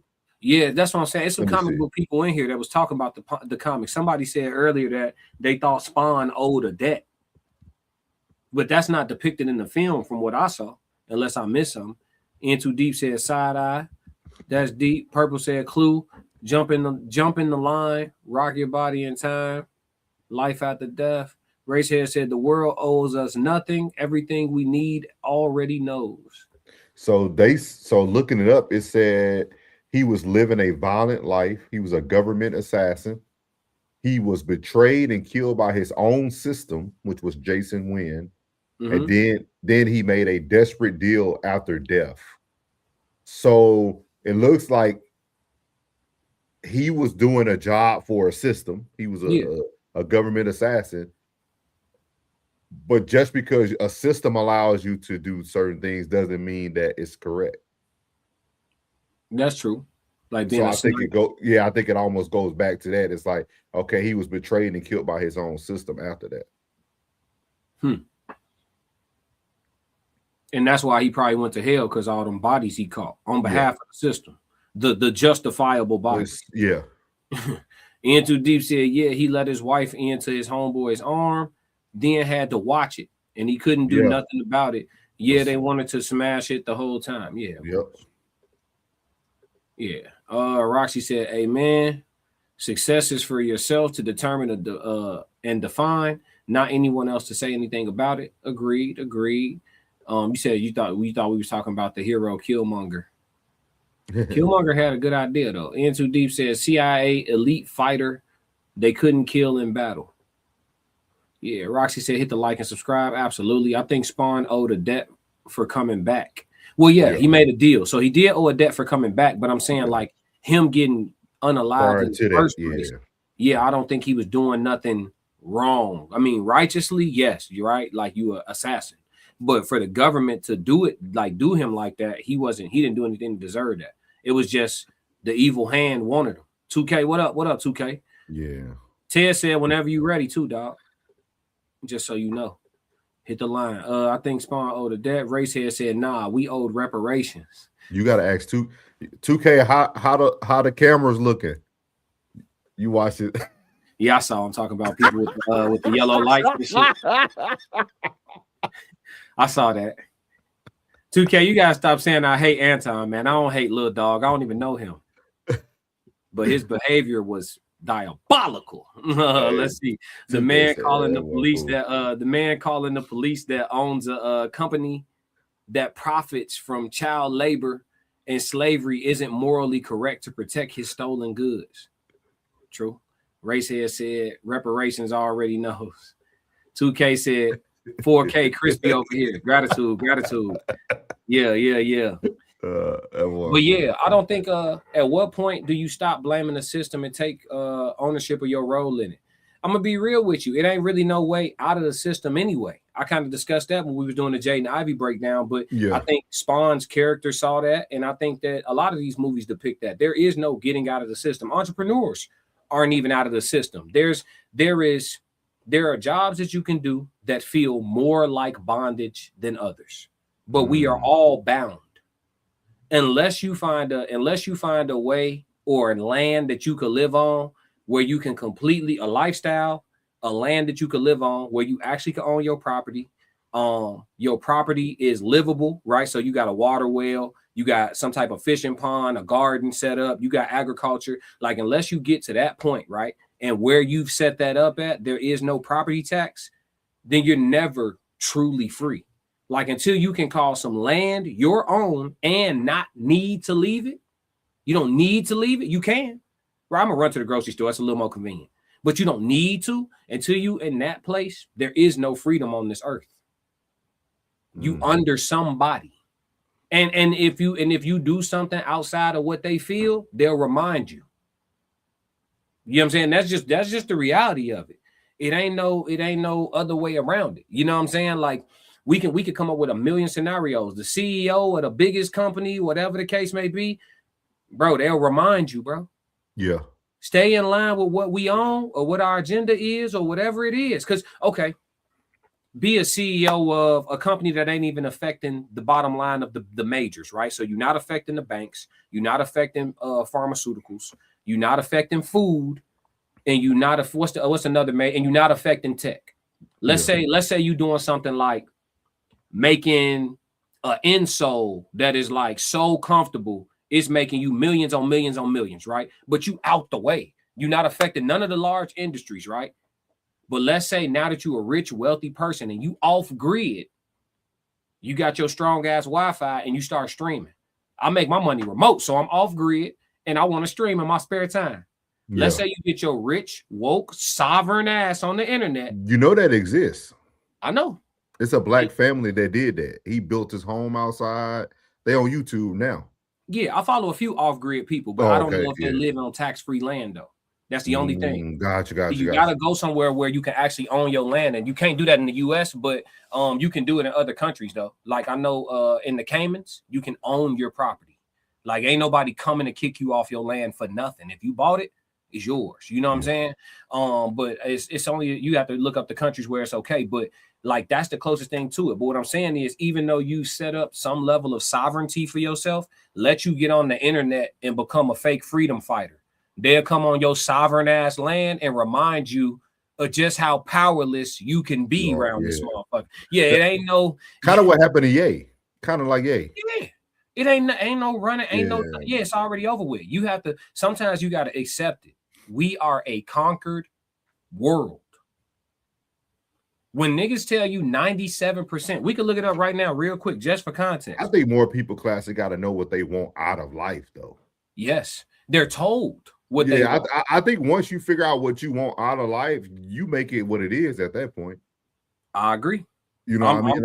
Like if you know, hey, I want me a nice crib, this many bedrooms, I want to be able to buy my cars, have no, like, whatever you want it to look like again, that's why I said I think the boss is literally what you look at as success. You know what I mean? Everybody has a level of tolerance. You know what I mean? What is your tolerance? You know what I mean? The biggest problem is those souls is that we're taught to put our bar through the roof. We're not taught to make our own bar. We're taught where to put our bar. But you know why that is, Classic? Because so many people have, man, this is gonna sound bad. We as people have to start to do things that the average person think is not cool. That don't sound crazy at all.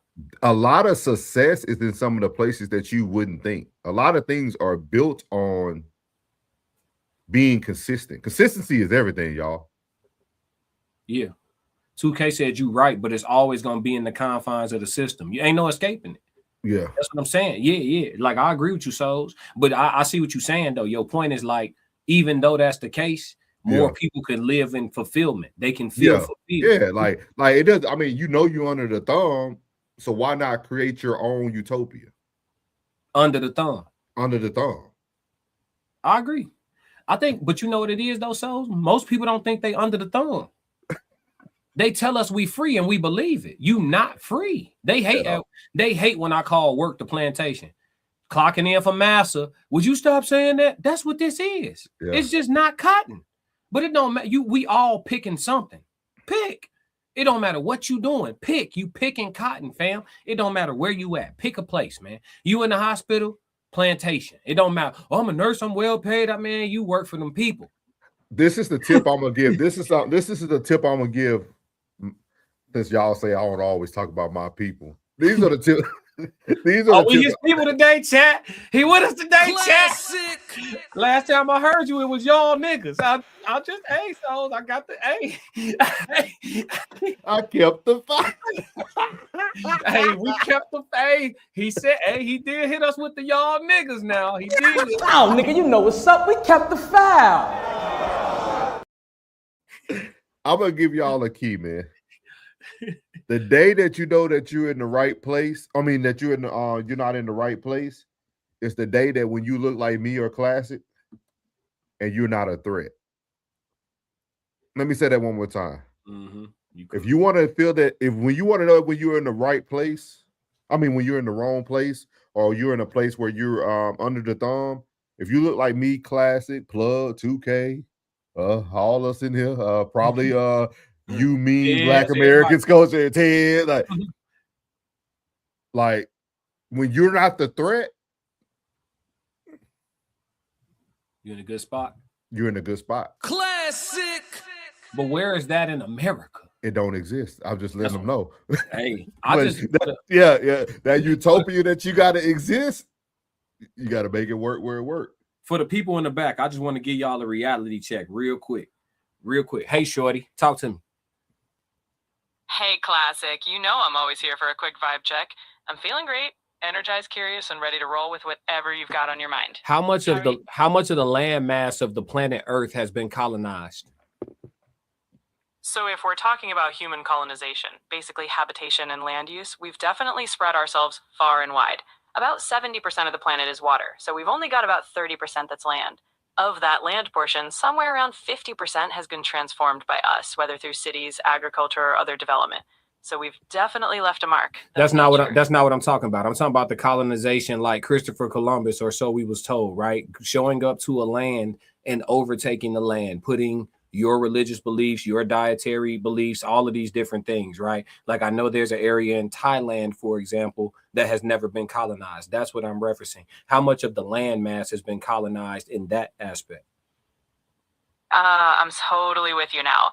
In that sense, a huge portion of the world has experienced colonization.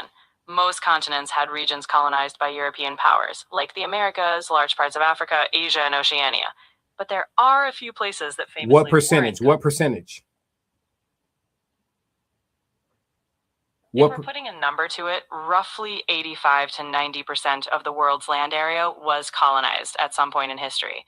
That leaves just a handful of countries, like Thailand, Japan, and a few others that weren't formally colonized. So yeah, the vast majority got hit with that wave. So that 90% that was colonized, subtract Antarctica. How much was colonized then? If you don't count Antarctica, how much of the land mass has been colonized? If we take Antarctica out of the equation, since nobody's colonizing that frozen expanse, we're left with about 29% of Earth's surface as land. Of that, when we don't count Antarctica, it's roughly 95% or so of the remaining land area that's seen colonization in that historical sense. So 95%. Just so y'all can get a realistic understanding of the fact that no matter what you tell yourself, you own the plantation.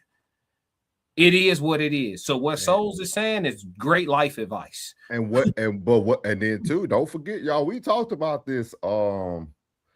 I said it in one of classic chats about where to go, and everybody was talking about Japan. And I keep telling y'all, Japan about to do a shift, and everybody don't believe what she said. Japan was only one of the few. Yeah, Japan, Thailand. They ain't let y'all go there. And I just I said it on Classic Live. I said with Thailand. Too many people. It's already over. Yeah. Niggas gotta stop telling. Hey, quiet. Classic. They don't get it. They don't get it. I promise you, it's cool because Thailand was on my list. I can't go there no more. Too many. We kept the files. I'm telling y'all. Like he said, "Oops, wrong chat." My man participating all over the place. Yeah. But yeah, go ahead. But like we said, I said it in the chat. I said, dog, they already peeping what's going on, man. They already peeping what's going on. Yeah, y'all we talk too much. We talk too much. Man, listen, it's Africa. Fortunately for me, it's big enough for me to go find me a little spot over there, and I'm gatekeeping. I'm not saying nothing. I'm gatekeeping. One piece I'm gonna give y'all. You said you think you could guess my spot. Give me a continent. Or okay, give me two continents that is not. Nah, don't name Antarctica. It's not Australia and not America, right? Why you make that face? I might be hot, y'all. I might be hot, chat. Classic. You going out there with them kangaroos, dog? I don't even want to let people know, man. I don't even want to let them know. I'm only gonna do this once. I don't even want to let them know. I used to have me some bad shit in Australia too. Woo-wee. So I'll say this: it's not near Africa, and it's not near Australia.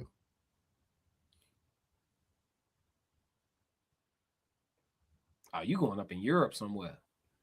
No, you might fuck with an island though, Souls, but I can't see you being like that. You kind of practical. Islands ain't for practical people. You know what I'm saying? You don't want to have to up and get up every 5 years and get out the way of a hurricane and shit. You don't want the inconvenience. Classic. You see, nobody would never think about it. Now I've been there. You say, okay, hey, look, I feel you. Hey, I'm getting out the way too. Believe that. I'm getting the fuck out the way too, for sure. Yeah, all the way. Yeah, for sure. But no, I think you're giving great advice, and I think this movie actually has spawned a lot of great conversation. Yeah. But I think that you giving out amazing advice. Like, people have to determine what success looks like for them. We got to get away from the Joneses, right? Like, the jig is up. The people that y'all was admiring anyway, they was weirdos anyway. That's what I've been trying to tell y'all anyway. They was weird anyway. Y'all trying to dress like these celebrities. They dressing the men like women on purpose and got your average dude out here looking sassy. It's a content creator right now walking around in the mall asking people, do you think this person look gay? You know what I'm saying? And they showing a picture of like the last person they talked to. You see what I'm saying? So they talk to this person. Yeah, so they'll show a picture like, do this person look gay to you? And it's showing what they currently have on. And then they ask them and they answer, right? And then they say, do you think people would think you look gay? Right? And they'll say yes or no or whatever. And then they take a picture of that person and they ask the next person about the last person. Crazy. You feel me? But when you look at it, the outfits that these dudes is wearing, I ain't gonna hold you. I'm looking at the content creator stuff. I'm scrolling through looking at some of his videos because it's funny. It's good entertainment. Yeah. And it's not the pranks that's gonna get him hurt, right? So like, I'm looking at it, I'm thinking it's funny, but then I'm realizing, I'm like, 95% of the straight dudes look zesty. Classic. Because of what they wearing. And we're far too well manicured. We are some well manicured men. Hey, brother, you should have some dirt under your fingernails every now and again, bro. Classic. You should, bro. You should have just got done doing some man shit right quick and ain't have a chance to get right, bro. Your beard should get a little out of whack sometimes, bro. Like, I'm talking about, they actually picture like, do you think people would think that about you? And then he'll show the full body picture of them to the next person. And I'm looking at the dude head to toe and I'm like, okay, pants tight as hell. Belt got rhinestones on it. You know, shoes, Jordans, okay, that could be anything. You know what I'm saying? Shirt, overly polyester, shiny rhinestones on it, hat weird, Lana got the wet black spray. Yeah. If you told me you like boys, wouldn't second guess it. But you gotta think about it again. It's the everybody follow the masses, man. That's what I'm trying. That's what I'm. But look, everybody follow the masses. You can't have. Go ahead. Good. No, go ahead. No, you can't have no individual. No, you can't. You can't. He said, "Oh, you can't have no individuality either, though."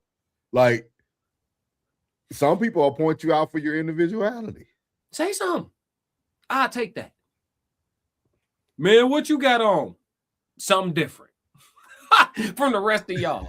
You know what I'm saying? I don't want, you know what I'm saying? I mean, come on. Think about when skinnies was in. Now they going over baggy. The over baggy is back, right? Yeah. But when the skinnies was in, it was dudes wearing pants so tight. You like, okay, where did you put your manhood to put those on? Classic. How are you wearing those? Where you put your shit at? Them joints don't even, it don't look like you got, I ain't checking for you. I'm just saying these joints, my anatomy don't fit in them pants, gang. But they all leading in the shootouts. Classic. Where you tucking the blick? They was tucking the blick in the skinnies, chat. They was tucking the blick in the skinnies, chat. Classic. Oh man.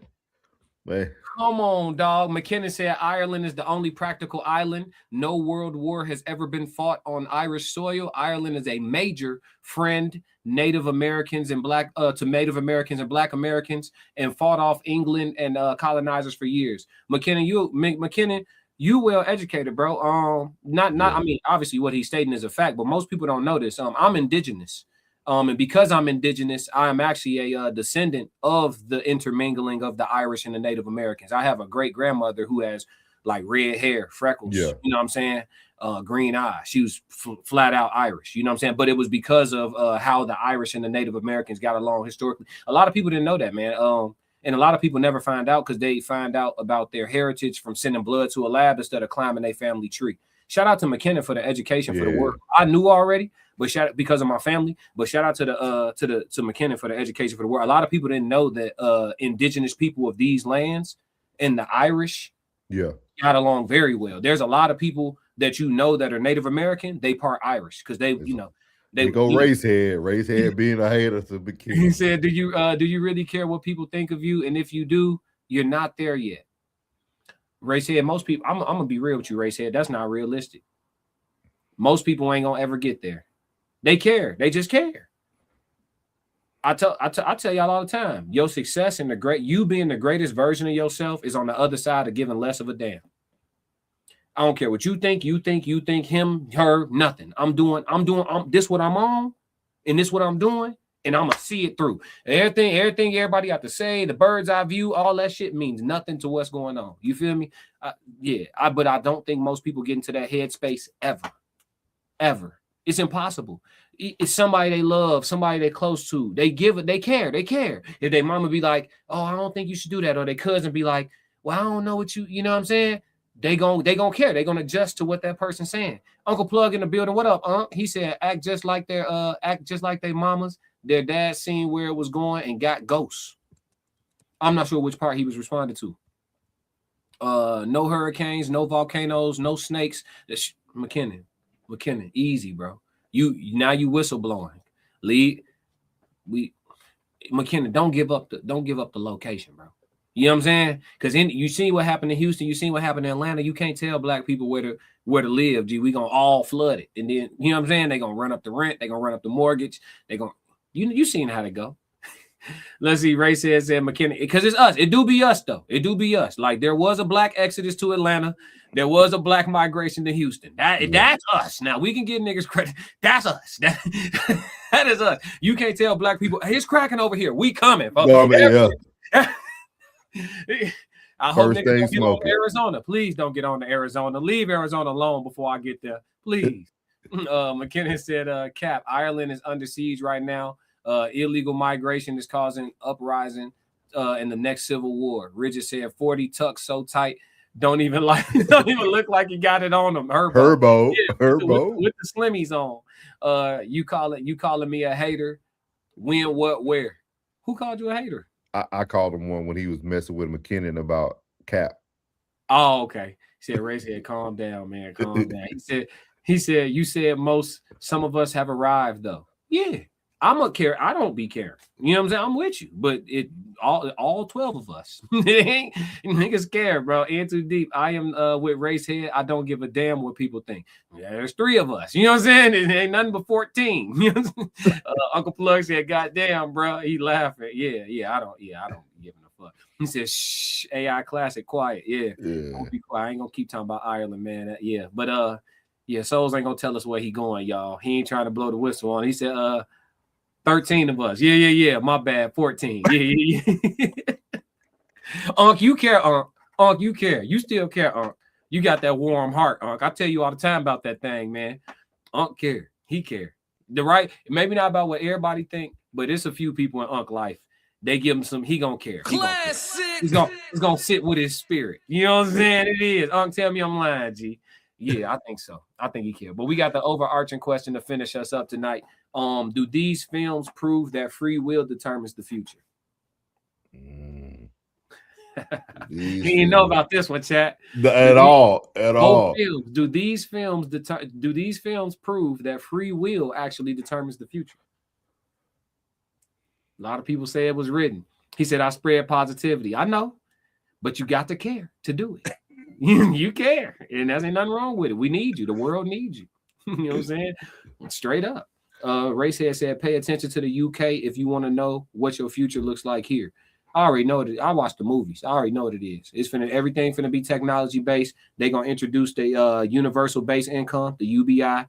That's gonna be for the people who can't get employment, for the people who keep up with the technological advances. They'll be able to have jobs, but there will be a lot of households full of unemployed people. What that looks like in the streets or what people do with their time, it'll benefit people like us who are getting heavy into content creation before all of that. But as technology advances, more people will be home.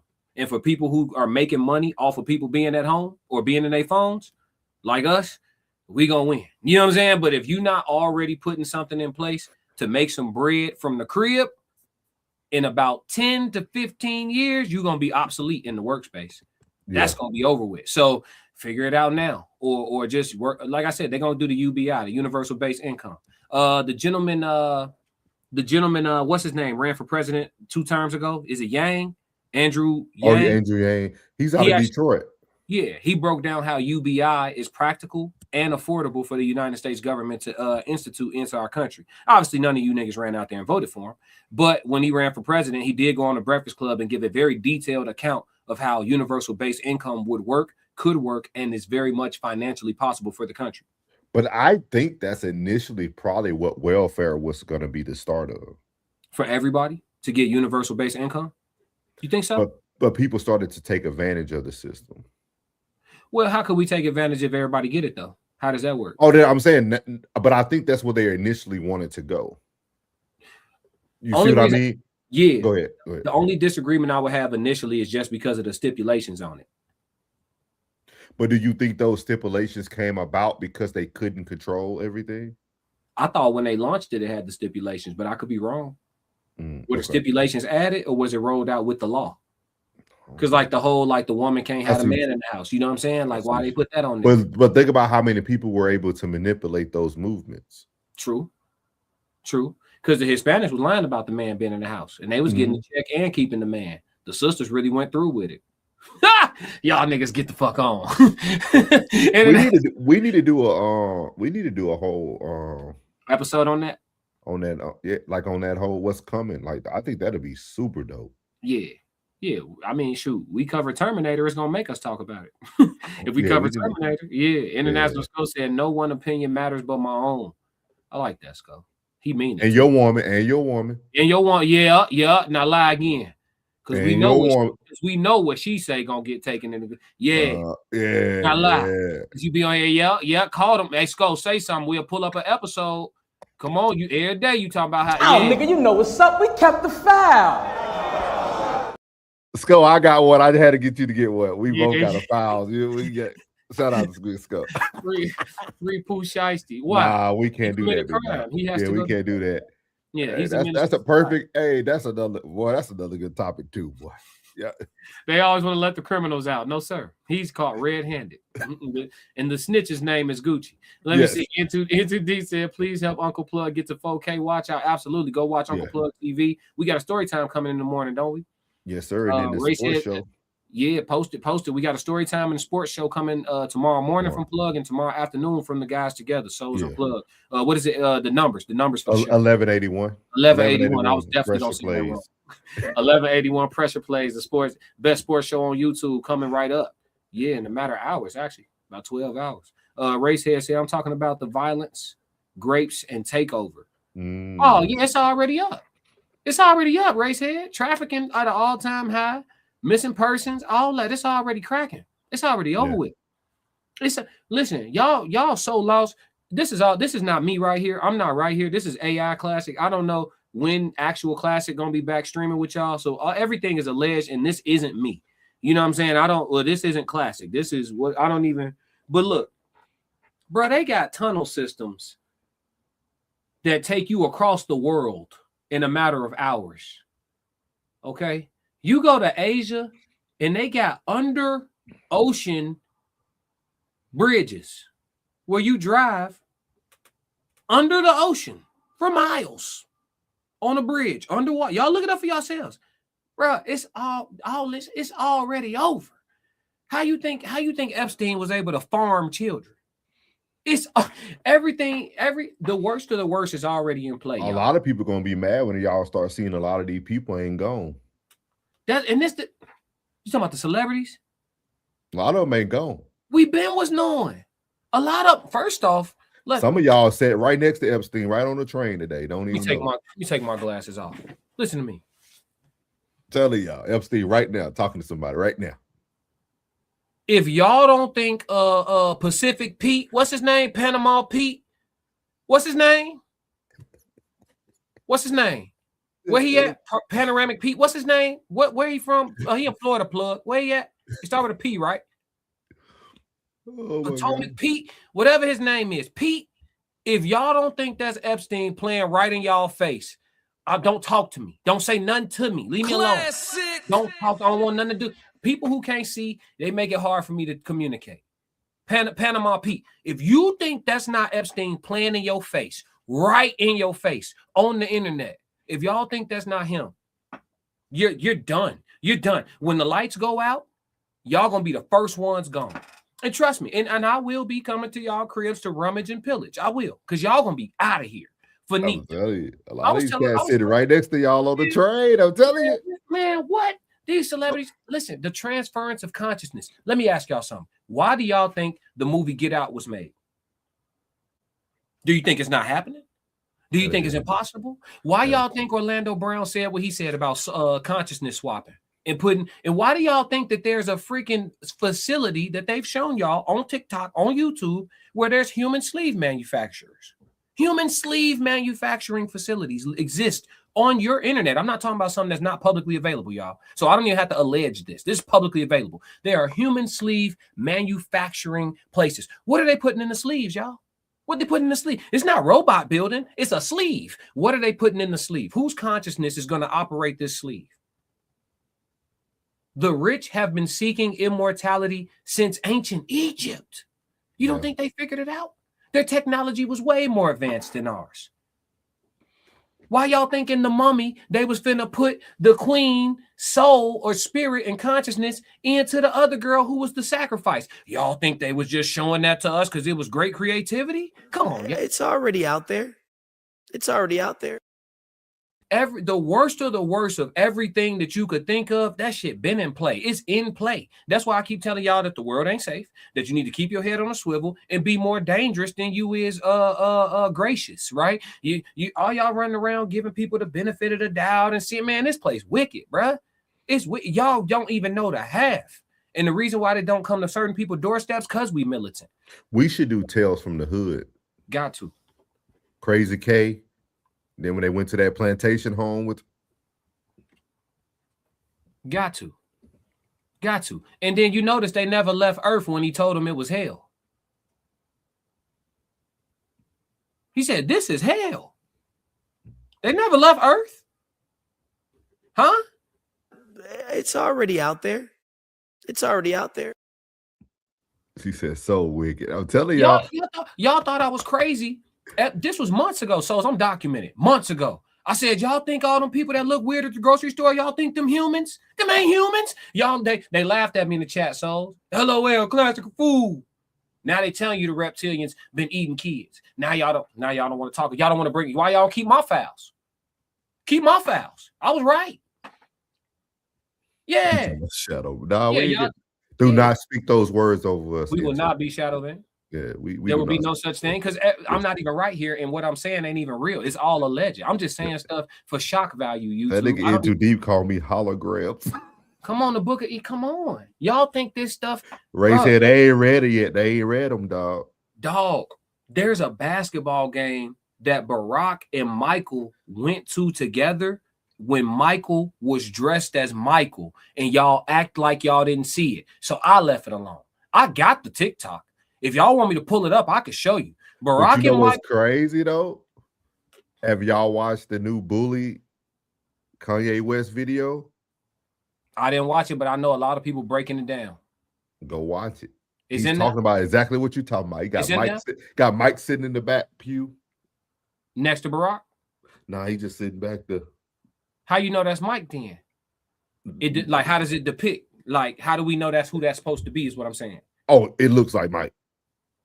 Oh, it looked like you talking about Mike Jackson? Yeah, Mike Jackson. No, I'm not talking about Michael Jackson. No, you talking about Michael Jordan, right? No, I'm talking about Michael Obama. Oh, you're talking about. There's a basketball game that Barack and Michael went to together with Michael dressed as Michael. You got to show me that. Oh yeah. Oh yeah. Give me one moment. Go ahead, Souls, entertain the people. Yeah, you have to show me that. Oh, I got it. I just didn't. I had it. Yeah, I had it queued up on the Day Plant in Our Face video, but I didn't. Yeah, I didn't play it. Chanel, we're gonna get y'all that Tales of the Hood. That's gonna be a dope one. She said, Get Out was a documentary. She said, I get so disgusted in public stores, anxiety be up. Yeah. That's why you can bring it to your door. Well, you like organic, everything organic. Juicy said, I need everything organic. Let me find this video. Hold on, I got you. I had it for the Day Plant in Our Faces live stream, but I decided against it. I said I ain't even gonna show the people this because Ray said he said we have a class of people that need to be dealt with. Enough said. Hey, y'all be on it though. Y'all be on it, man. He said shop orderly, avoid the drones. Yeah. There she go. Yeah, there go Michael right there. Yup. Thought you was gonna nope. We kept nah. Y'all think listen, this the truth stranger than fiction. Now listen, for those with their glasses on, y'all only gonna need to see this once. But I'm gonna let it rerun. Y'all only gonna need to see if you got the Dick Gregory's on, you know what I'm saying? The veil is lifted. You only gonna need to see this one time. For those of y'all that don't believe Joan Rivers and all that, you know what I'm saying? Then don't believe what you don't believe. But I don't let people play in my face. I've never been the type to just believe something because a nigga told me. You know what I'm saying? And I could see different with my own eyes. Here you go. You tell me to look at everything too. So I know you're gonna be analytical, but I'm telling the chat how to do it. Look at everything: height, hand size reference, head, scalp, facial structure, skin tone. Look at everything. And you tell me that this person can't put on a wig and some toner and be Michelle. Let's go.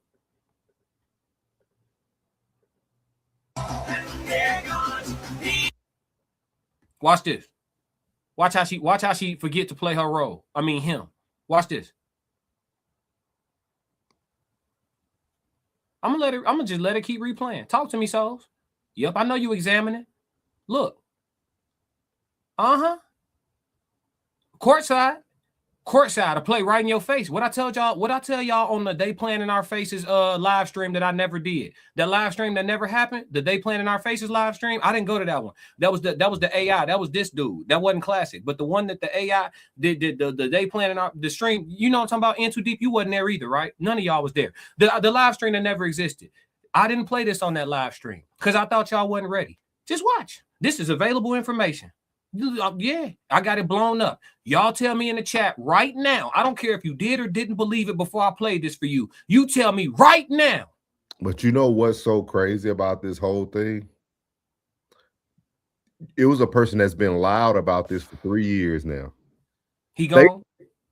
They know who to allow to talk about it. This is why I tell people that sometimes when y'all are watching content creators, you got to remove your bias. Jason Whitlock has been talking about this for over 4 years. How though? How overtly is what I mean? Very overt. Very. So Very, not, but very, they just let him run. They just let him run. When you get a chance, go through, just type in Fearless and type in Michael, like the whole thing. And He's been talking about, but the masses know that he has more hate in the atmosphere than love. And so they let him run. They let him run off. They let it run. But see, I'm not gonna talk about this ever again. And this ain't even me right here.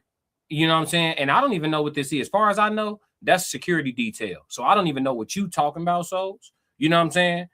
All alleged. You know what I'm saying? I just want people to use their eyes and tell me honestly, regardless of what you thought before today and before the classic codes wasn't on live and didn't show you this. You know what I'm saying? Because this isn't happening right now. All of this is an illusion. But if we was right here right now and you was looking at this, who is that? And what man are you letting sit down and use your right knee gently to play and glide it? Ain't just put it down for a spot, glide it. Watch the glide. Go ahead. We're gonna let it run again. I want y'all to Souls, don't tell me what you think about this. Tell me what you don't think about it. Because you're not even right here either. I'm gonna protect you too. You're not right. I don't think he would ever been selected as president if it wasn't true.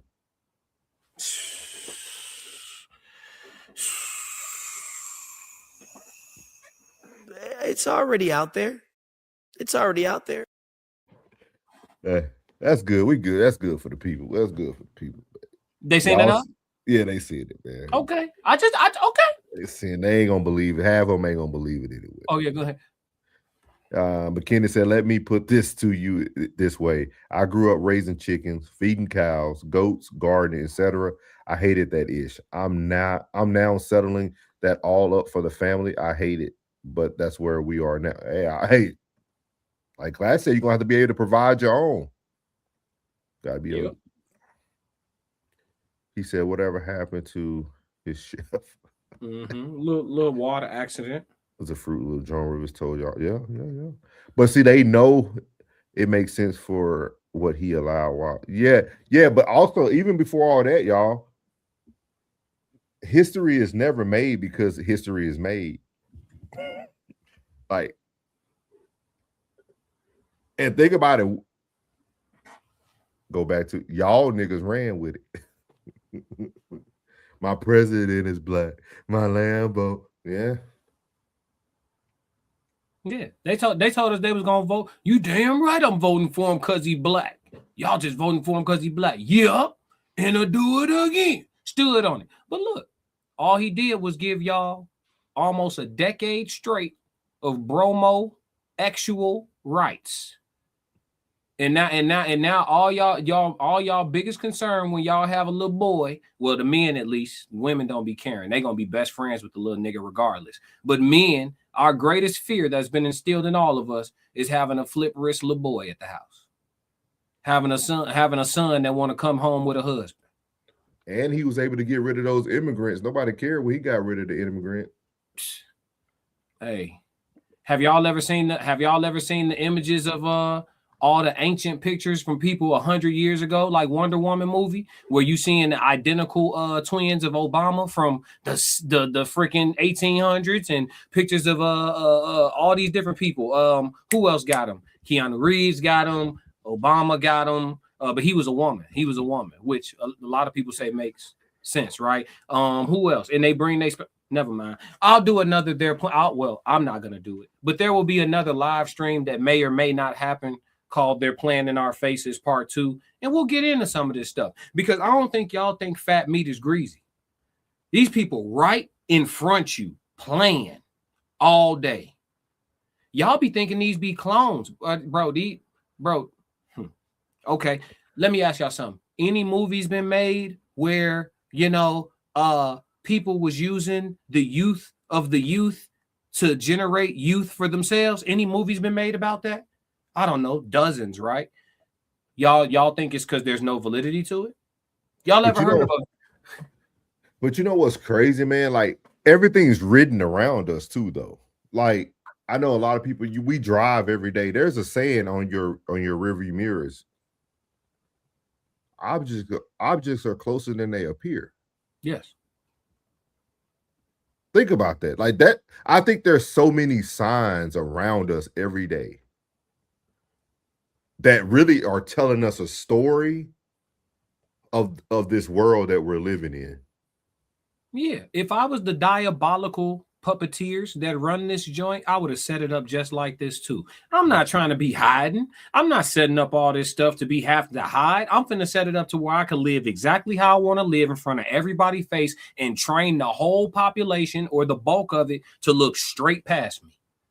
I am going to find a way to get trillions and zillions of dollars, stand right in front of y'all in control, and convince all of y'all that I am not right here. And it's been working, and it's gonna keep working. You seen the video I just showed you? I bet you it's a mixed bag of review because everybody that's watching this ain't talking. Yeah. We see how many of y'all in here. Yeah, how many y'all not gonna say nothing because you think it ain't safe? They not finna come get you. You small fry. They not finna come get me. I'm small, but I'm not even right here. So who you gonna come get? This ain't even me. But if I was right here, small potatoes. Guy's got 4,000 subs. Let him talk. Nobody's fucking listening to this guy. They playing to your face. Same height. Same hands, same body language, same teeth, same everything. Just black as hell. That's what she looked like without that toner. That's what it looked like without that toner. Yeah, a big mic. We won't believe it until they knock on our door. Yup. How many of y'all you could live in Illinois and the zombie shit could happen in Indiana and they could let you know the shit happening in Indiana. You'd be like, man, that shit fake until the zombies make it to Illinois. You could be in Vegas and won't believe the zombies in California till the zombies make it to Vegas. Your ass could have had a 2 week long head start on the zombies. But you ain't think fat meat was greasy. And that's why all the people who ain't conscious, I keep telling you, we just don't step on y'all. I was talking to my homie the other day. We started talking about, what if the light? He was like, man, I got to get right. I got to get prepped. You know what I'm saying? I'll feel unprepared. Well, I said, boy, you don't need to be prepared. He's like, what you mean? You super prepared. Woo. I said, you resourceful and you can fight. I said, you don't need to have anything at your house as long as your neighbor can't beat you. You see what I'm saying? People think they need to have all this shit stored up. Boy, you got all that shit stored up for me. That's mine. I'm finna kick your shit. Boy, I've been watching you for months. The lights go out. We know the water over there. And he not finna do shit when we get over there. You done brought me over and everything. Yeah, boy, you done brought me over, showed me the storage and everything. Just in case anything happens, here's the combo. Yeah. Slap the shit out of him, man. Hey, y'all, get all the water, man. Come on, make it quick. Let's move. You know what I'm saying? And he's gonna invite you over when the whole thing goes down. Hey, yeah, for me to take your classic. Yeah. Stupid. What you thought? You thought we was friends, nigga? That's Armageddon. Stupid. What are you talking about? We're not, nigga. That's survival. Said kindly. Yeah, yes, kindly. Chanel said, if not see, you saying the name. See, I don't want you see Chanel, see now when you get to saying, because we know the name, you gotta say them, huh? Okay. No, they all small potatoes. That's what I'm saying. They ain't worried about me. But I just showed y'all the footage. We kept the files now. Yeah, but yeah, we can wrap this one up, man. I think Spawn and Legion got us all over the place. It's a good stream though. Are we gonna keep picking, or are we gonna let them pick? They could pick the next one because we ain't gave them. We put them on probation after that first one went bad, man. They had us sit through that nonsense. What we got, chat? What y'all want? What? Okay, let's do this. All right, chat. Let's do this. Let's narrow it down. So y'all, we're gonna let y'all pick the next raw reels before we get off. We're gonna let y'all pick the next one. All right. So let's narrow it down. Let's go. It needs to be 2 movies though. Yeah, we're gonna do 2 movies, but let's narrow it down from the genres first. We haven't done action, we haven't done comedy, we haven't done. We done romance? Yeah, we done romance and so choose from action. Everything being pretty much romance in this. So let's choose from action, thriller, comedy, or what's another genre? Action, comedy, thriller, horror. Or flat out horror. Because thriller and horror is different. She said Joker. Which one? Ain't there more than one Joker? Which one? We owe you one, Chanel. We owe Heath you Ledger? You talking about the Heath Ledger Joker? So Dark Knight? Kung Fu movies? some Bruce Lee. Kung Fu. That is it a lot of meat on the bone with those though? Probably the ones that ain't speaking English. I don't know what they be talking about. I don't know. We gonna John Wick. Now that I can get with. Which one is gonna be the thing? Deliverance. If we weren't too busy figuring out the best ways to hurt each other, we would have walked on Mars 30 years ago. Oh, yeah.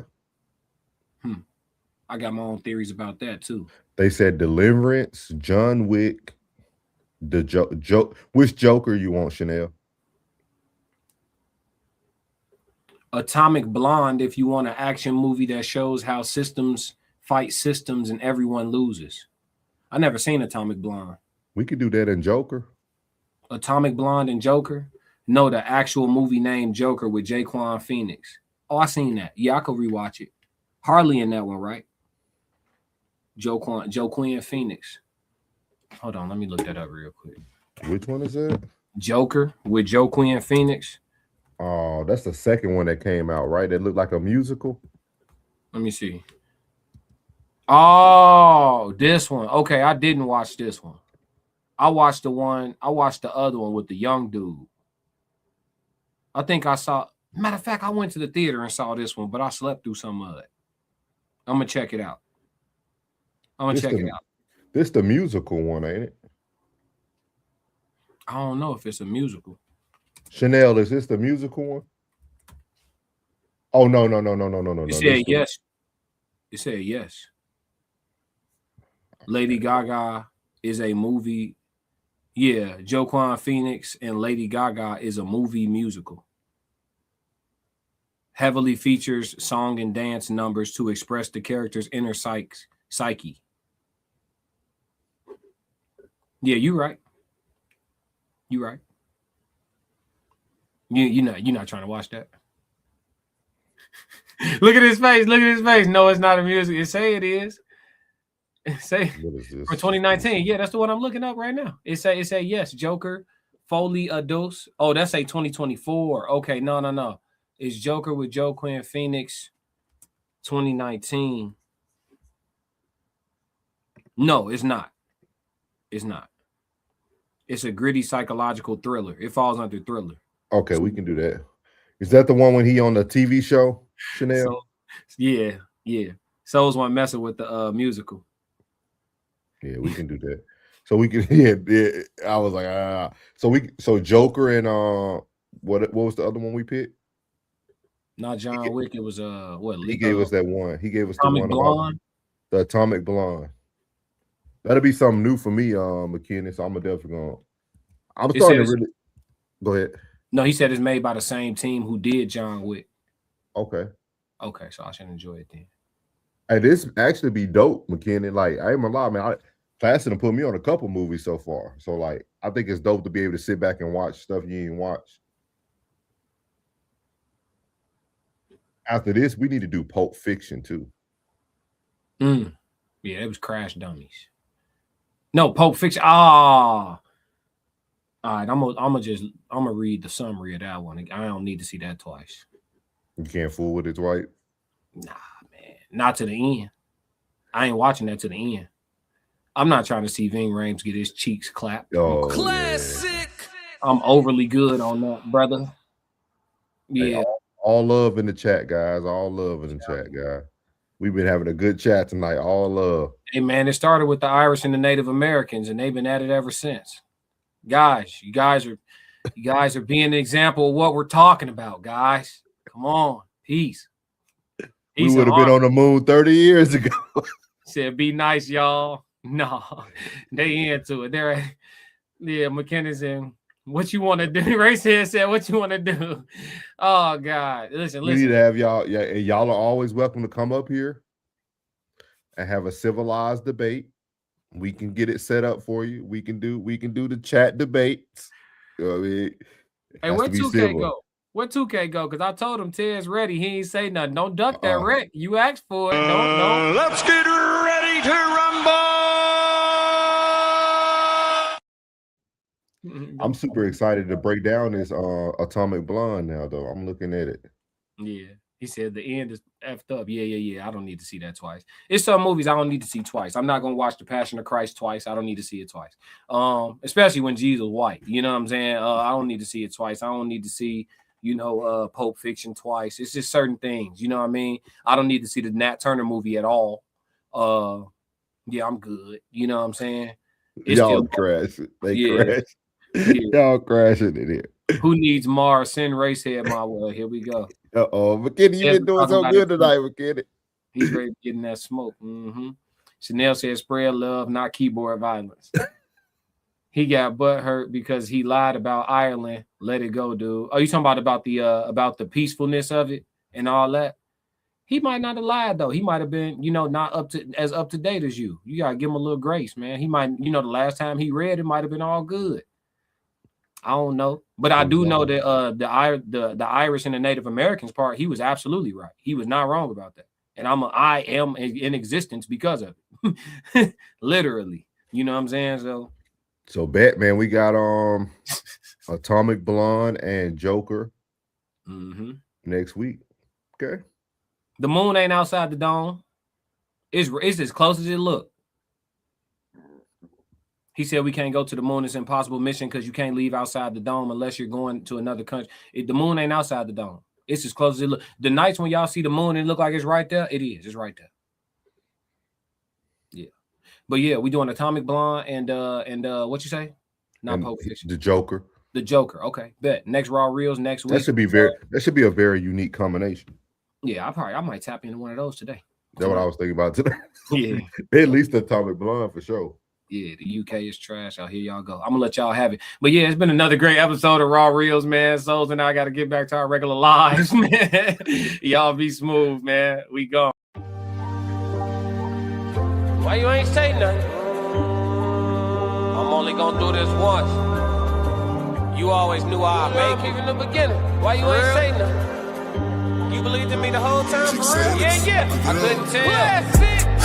You was around me from the beginning. Why you ain't say nothing? Why you ain't say nothing? Seen them hard times, couldn't kill me. Why you ain't say nothing? Why you ain't say nothing? Stages on moon getting bigger. Now you won't say something. But watching my story, y'all winning. Why you ain't say nothing? Why you ain't say nothing? Why you ain't say nothing? Why you ain't say nothing? Why you ain't say nothing?